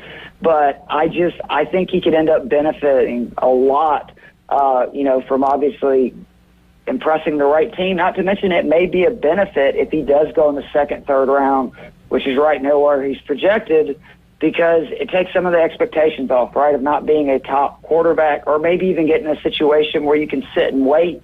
And we've seen, for Jordan Love, the wonders that did for him. I mean, I think even Justin Herbert is one of the names that really comes to mind. Senior Bowl for me, I wasn't at the Senior Bowl, but old school and Kyle Wright came back from the Senior Bowl, and they were like, you need to go back and watch some of the tape there on Herbert. He's going to be really good because I was a guy, Herbert in college was, okay, I mean, yeah, you did it over there at Oregon, but what is that going to translate to in the NFL? And then, he's came out and he's did his thing. And even last year, Badgett from Shepherd State, when we were watching, I was watching him throw last year with Max Duggan. I was like, that kid, to me, I don't know about everything else, but just his arm, it looks like he's got more zip than everyone out here. I wouldn't be surprised to see him kind of climb the ladder a little bit. Now, it didn't work out when he got his opportunity, but nonetheless, he did get his opportunity and put on for his university there. So I love that that ability to be able to watch guys and see like the stock market. You take a chance on some of these guys, or at least Tajay Spears last year jumped off the page. And again, that was the first time. I'm still learning a lot about X's and O's, and I love having Alan as a resource to teach me what I should be looking for. But just when a guy just looks so much faster than everybody else, and these are all guys that have the chance to get drafted, it is amazing. You hear that phrase jumps off the page. That's what happens. You just kind of see this, and I mean, for today, it was a D tackle that just, immediately you heard 3 or 4 people just in the group we were sitting and be like, holy cow, this guy is dominating on one-on-one drills, just bull rushing people. Yeah, we know that this is huge, Keith, for the athletes, but what advantage do you think this brings for the coaching staffs that are brought in? So, I mean, obviously, I think more than anything, it's networking. That's what I'm learning about this in my second year is, NFL and football in general is a fraternity, right? It's all about who you know, making relationships, making contacts. And I'm sure a lot of these coaches, would love to coach in the NFL as well, get certain opportunities. And with all these scouts and you've got agents and just, the world is basically your oyster, and you can impress a lot of people in a short period of time because, I mean, again, there's, probably 300-400 people there, but there's also different in the level of access that certain people have. And obviously the most important people, again, that would be the people from the organizations and stuff, they're with the coaches pretty much the entire time. You're listening to ESPN Northwest Florida. We're on the line with Keith Fleming. You can hear more of Keith all the time on Wednesdays from 12 to 12:40 on the Inside Drive. Keith, I want to ask you, myself, I love learning things. Is there something that you've learned today about or pertaining to the Senior Bowl? Yes, there is. One, kind of funny thing that I learned is we are definitely moving away from paper and everything's going digital. I was very disappointed they did not give out a piece of paper with all the players. You had to go online and pull up a PDF, which I guess I'm just getting old. I was frustrated by that. I wanted to be able to write, on my sheet like I did last year. Being here with Alan is just amazing. Anyone who listens to the Inside Drive, they're well aware who I'm talking about. We look like Robin Big, with Alan being a mountain of a man, and me definitely not being a mountain of a man, but he really is brilliant when it comes to evaluating. The thing I always say when somebody brings up, well, can he really evaluate? The day that Jimmy G got hurt for the Niners last year, he sent me a text, I swear to you, that said Brock Purdy might be the best QB on our roster anyway. And he was right. I thought he was crazy, but he really understands techniques and traits you should look for at several positions. And like today, I was trying to be a sponge and ask him a million questions, especially about the tackles and just, pointing out it's really important to watch that first step back. Like how quickly are they able to kind of get back so they can get plant and then stop the, defender from pushing them forward? Like, do they have the strength to maintain, that level when they make contact? And it was just really cool to, hear that. And it's something that I'm a data nerd. That's why I do DFS and props and all that stuff. But I also believe that, you can learn so much about it by learning not only talent evaluating, but schemes, et cetera. It's just, the more you know about football, the better you're going to be at any of this kind of stuff, whether it be DFS, gambling, fantasy football, or just talking about it on the radio. Absolutely, and then coach that's been a part of both of our NFL football teams. You head coach for your Falcons, offensive coordinator for my Titans, is headed to the Pittsburgh Steelers to be the offensive coordinator there. How do you think that works out with Coach Tomlin? I mean, he did great with the run game at Tennessee, but obviously, man, you got Derrick Henry. He's got to get some of the credit there. I was never a huge fan of him, but he brought us success. So at that, but then just didn't work out over there in Atlanta. Could that be Atlanta? Is it Arthur Smith? I guess we'll find out here with Raheem Morris. It can definitely be Atlanta, David. We're Atlanta, so we play a factor in anything. I promise you. But how do you feel about that hire by the Pittsburgh Steelers? I mean, honestly, my initial reaction is to laugh. I have a buddy that's a Steelers fan, and I was texting him, have fun watching Darnell Washington catch 30 passes next year, and But in all honesty, I kind of like it. I mean, I think that at the end of the day, he's not a horrible play caller. Like this year, it was really rough, and I don't know what he was doing, and they bet on the wrong QB, but I mean, the fact that we were competitive with Marcus Mariota the year before, the fact that he had Cordell Patterson be a 1,000-yard rusher and a Pro Bowler when he had never played the position, Tyler Algier looked like $1 million last year as a 6th-round pick. And I think that's kind of what Mike Tomlin wants to get back to. That's what they did at the end of the season, was let's get back to Steelers football where we just smash you in the mouth, running a lot. I'm assuming there'll be a lot of play action and kind of let that good defense, take over, because hopefully Watt and everybody will be back next year. So I actually think it might work out. I mean, Tomlin, I have so much respect for. I think he knows what he's looking for and what he's, not going to be afraid to ask Arthur Smith, this is what I expect from you and this is what we're going to do. Now you just make the plan and let's implement it. Well, Keith, we are out of time now, and thanks so much for giving us some of your time. Enjoy the Senior Bowl and tell Alan I said hello. I definitely will. He said to tell you guys what's up as well. Take care, guys. All right, that is Keith Fleming, Alan down there with them. Man, awesome stuff, and they are going to really miss out on an opportunity if they don't come up with a podcast like Robin Big type deal of some sort, because they are great together, and it's fun whenever they both get on the line at the same time at the Inside Drive. They like to rib each other a bit, and it's really been awesome because Keith is doing all of this with DFS and with the Inside Drive, and he's helping people make a lot of money in the DFS world. And then, seeing Alan get over there at ESPN Richmond, it's just been really cool to watch all of these things unfold and to somewhat, even if it's far away, be a part of that. Like Keith was saying about the Senior Bowl, man, connections, man. Yeah. Networking. Absolutely. And Keith is not even just putting on. Alan is very good when it comes to the X's and O's, and I enjoy listening to him. You guys are riding with the Afternoon Underdogs. This is ESPN Northwest Florida. Coming up next, we're going to be talking with the voice of the Commodores, Ken. We'll be right back.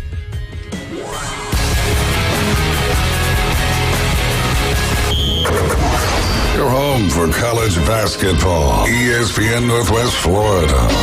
Wednesday night, the Vanderbilt Commodores take on the Auburn Tigers inside the jungle. Number 16 ranked Auburn will try to snap a 2-game losing streak against a struggling Commodore team. Coverage starts at 7:30, tip-off at 8, right here on your home for college basketball and the Auburn Tigers. War Eagle. ESPN Northwest Florida. Good evening. This is Joanna on ESPN Northwest Florida with Tuesday's weather forecast. Mostly clear tonight with a low near 54 and a wind 10 to 15 miles per hour. Mostly sunshine tomorrow morning, a gentle breeze out of the north-northwest and a temperature of 57. About the same in the afternoon and evening, around 60 with sunshine and a wind at 11 miles per hour out of the north. Warm with a high around 57 and partly cloudy Thursday.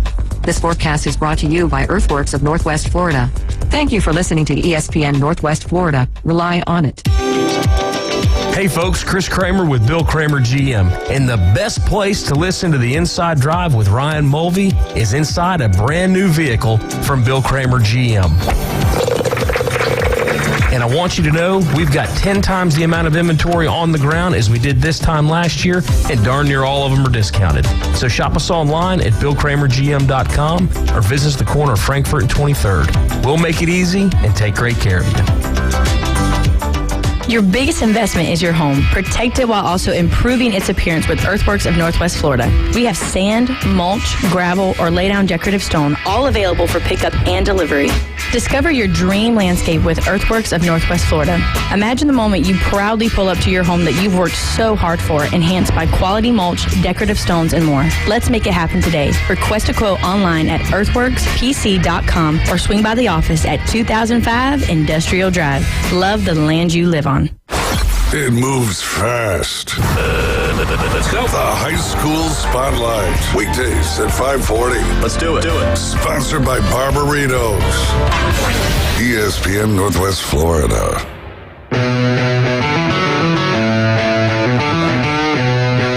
And we are back. You're riding with the Afternoon Underdogs. This is our final segment of the afternoon. I'm David Hayes along with Caveman Rick, and we're going to be having a very fun segment right here. Sorry, I actually control your headphones over here, so I saw you. No, you're good. I was like, I got sidetracked there with the good old ADD. But no, this is a very special segment to me. You guys had the opportunity to go to the Gulf Coast basketball game, taking on Northwest Florida State, and introduce myself to the radio guys over there, and was just hoping and praying that you guys would come on with us, because I love all of the sports around here, but man, what it's very special what happens over there at Gulf Coast, across the board in all sports. But Ken McVeigh is joining us. He's the voice of the Commodores on WKGC 90.7, also a public address announcer as well. Right. We've been doing the PA for about 20 years. The radio, I don't think the radio station is picking up basketball anymore. I was assuming. Sorry, and you know what happens when you assume. They were, but when we went, all the schools in the Panhandle Conference went to a live stream when they all have their individual home live stream set up. So nobody travels to do live stream, because you're able to go on and click on, if we're playing, Gulf Coast is at Tallahassee, you can click on their live stream, watch it. Of course, it's the Tallahassee announcement. Yeah. But you're able to pick up and watch the game. So the cool part about radio at Gulf Coast is it's public radio. Mm-hmm. So they do a lot of fundraising, and they got a lot of heavy donors that may not necessarily be sports fans. Yeah. So they want to hear their evening jazz or whatever the case might be instead. So they made Mike Candler, who's the athletic director, made that decision 2 years ago. This is the second year to be able to bump them off, to just take it off the radio. Didn't make sense to continue to travel and do all that stuff on the radio. Absolutely, especially if you can get the stream somewhere else. Yeah. And everybody wants to rather watch and listen to the game than they would just listen to it on the radio. The old fashioned way. The old fashioned way. I like that way personally. I like listening on the radio, but. It goes with, that most people want to see the visual that goes with it. So. But the picture that is painted. Oh, I'm a radio guy from way back. Listen, yeah. I sat in front of, I'm way older than you, and I'll tell my age here, but I sat in front of the radio listening to college football games, taping them on on a cassette tape to be able to play back. I've done that. I've been there and done that for a while. So when I was growing up, so. Who was your favorite radio broadcaster of all time? So it's hard for me to pin that all down and really go radio wise. I do. Grown up here and been here for like the last 50 plus years, and Gene Deckerhoff from the Seminole. It's real hard to top that legacy that he built covering Florida State. But there's some other guys. I mean, there's the guy who did the University of Florida for a while. He's from Panama City. He grew up here. I did not even know that. Yeah, he I think he's doing something to do with their television now, not necessarily radio. But he grew up and had his start in media here and went down there and he's still doing Florida Gator stuff. And so, it's been a lot of fun in this area. So anyway, but yeah, it's all about right now. It's all about basketball season and how far our talented teams can go. So absolutely. And speaking of that, there's a new sheriff in town, a new number one. The Lady Commodores put on an extremely impressive performance there Saturday. What was your takeaway from that game? So, I haven't been around the program for several years, watched us win 6 national championships over the last 20 plus years. The conference, 15 years ago, we dominated the conference. And at one point we had a 20-something, 30-something conference game winning streak. We won multiple conference titles in a row. The conference, other schools within the conference decided, hey, if we're going to be able to get competitive, we've got to do a better job recruiting. So now everybody's recruiting the same athletes, and you've got good athletes across the board. Evident by last week, Northwest Florida, the defending national champion. They've won 2 national championships in the last 3 years. So they brought a pretty good basketball team in. But I'm gonna say Coach Kuhn has done a fantastic job in building our roster. He's got a lot of new faces this year. There's a lot of transfers in. There's a lot of foreign players, like 3/4 of the rosters from Canada. So that's the nature of junior college basketball. You get to play these kids that transfer in. They signed to a 4-year school, may not going to play there and get a lot of playing time, and so they come here to play 30 games on the course of the season, develop their skills a little better, and then move on back to the 4-year level. So absolutely. Was Coach Kuhn the successor to Coach Scoville? No, there were a couple in between that, and we had one year we went back to the national tournament. Basically, I think we finished in the top 8 maybe of the national tournament. The next year we had a down year. Then Coach Kuhn came in. I mean, Coach Scoville's only been gone 3 or 4 years, and so that legacy there. The name's on the court, so it's kind of hard. It's kind of hard to get away from it.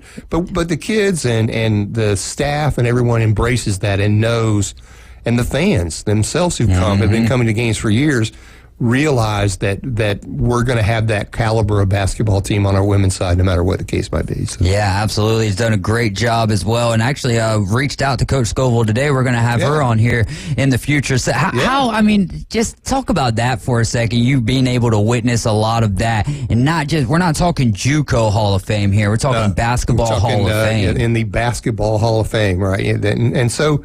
It's kind of funny. She came here from a very small program up in rural North Florida. She hired on when they started the program back. The program had been in the 80s, and then it went dormant, and then they decided to bring it back. And when they brought it back, she came on to coach, and immediately she brought in one of her top players from there.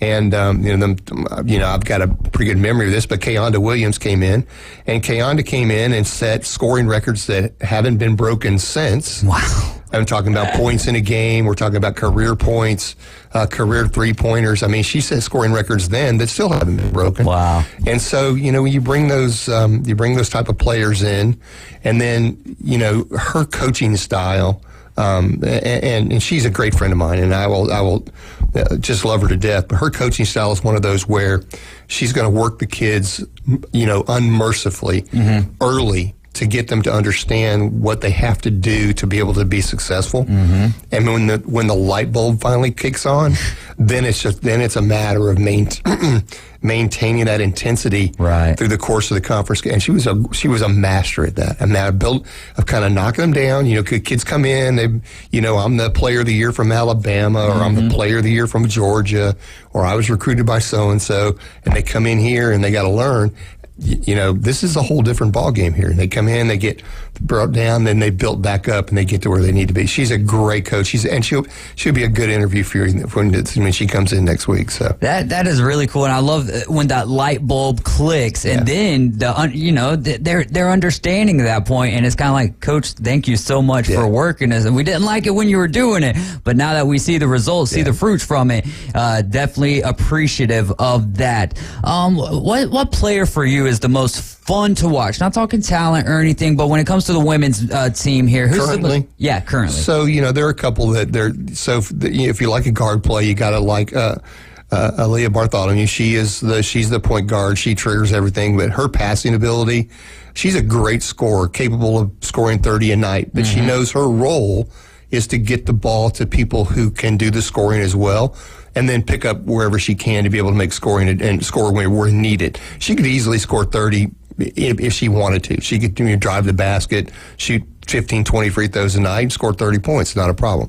And then Izzy Azimamandu, who is leads the country in field goal percentage, is an amazing talent inside the paint. Posts up well, shoots the little short range off the glass pretty well. But you get her outside the free throw line, she's not going to make those. That's not her bread and butter. But if you get her the ball on the block, she's going to score or get fouled, one or the other. So. Absolutely. You're listening to ESPN Northwest Florida. We're on the line right now with Ken McVeigh. He is the voice of the Commodores. On the men, led for most of the way against Northwest Florida State. Heartbreaking again. Oh, wasn't it? 2 Saturdays in a row. Two games in a row. So the men are 2-2, and they play 3 rounds of conference play, 4 games each round. So the men are 2-2.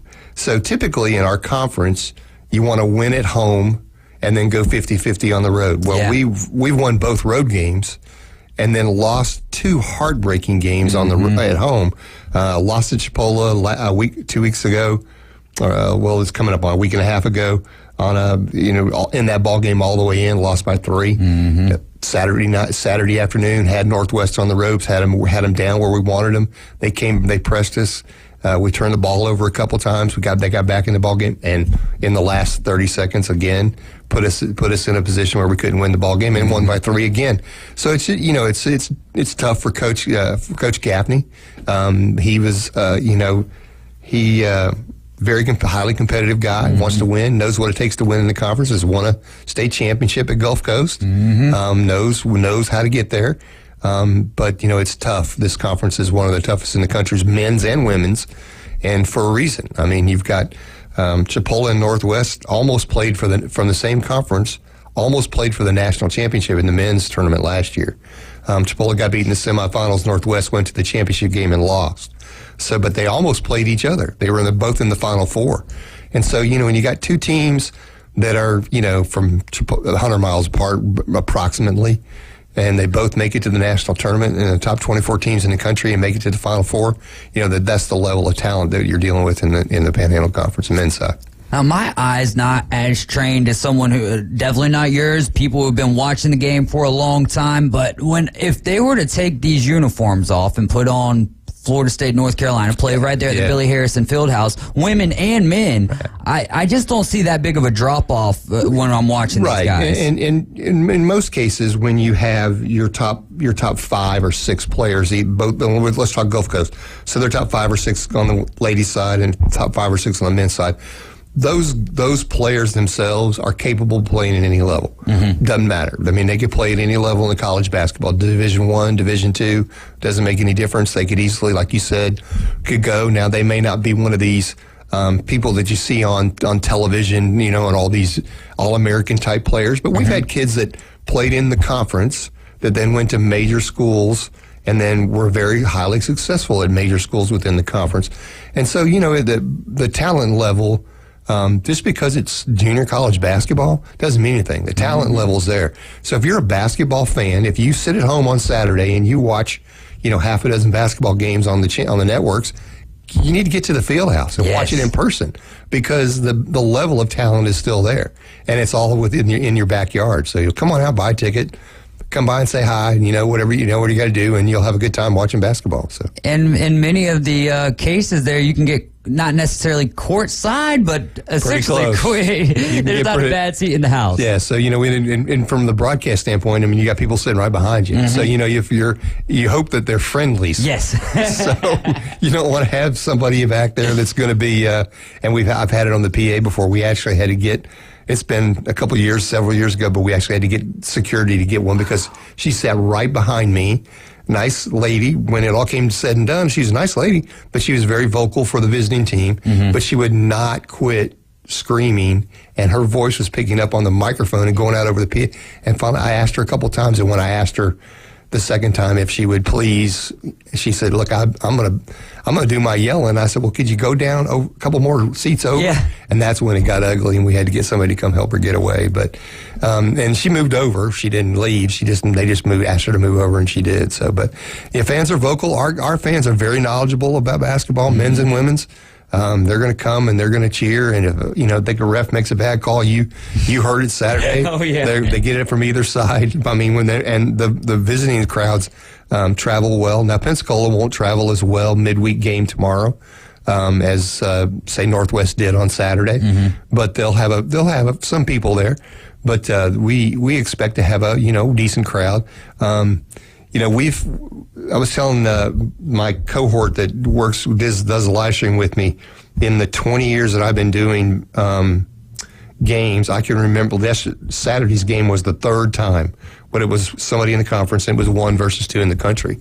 And then one of those, we were number 1, and we won, and we beat Pensacola. The next time we were number 2, and I think we beat Chipola. And then, of course, in this past Saturday, and Coach Kuhn, bless his heart, was trying to do the best he could be to be humble.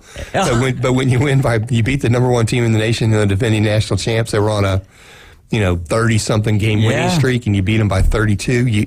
There's only so much humility you can put in that post-game comments. Yeah, I think he did a pretty good job trying to. Yeah, we try to liven it up and make it make it a little lighter, and and stuff like that. But yeah, it's just not one of those things that it was too much. So, but anyway. Well, wow. I don't really have enough time here for another question. Hey, we'd love to come on anytime. Just let me know. We'll shoot out and we'll sit and talk this and baseball, basketball, whatever, softball, Gulf cross Coast. Country. Well, yeah. Gulf Coast has a very storied baseball history, by the way, and a lot of guys still live here that played for Gulf Coast and went on and played professional baseball and stuff like that. So there's some guys around with that. Maybe I'll put you in touch with them as well. So. Yes, sir. And I definitely would love to have you back on to talk a little bit more about baseball and softball and continue this throughout the year. I mean, the more we can do for Gulf Coast and the athletics and the school in general, we would be happy for that. But that's going to do it for us this afternoon. Y'all have a great afternoon. And Coach James Hell Show is going to be live at 7 in the morning. We'll be back tomorrow at 4. Just remember, Jesus loves you, and so do I.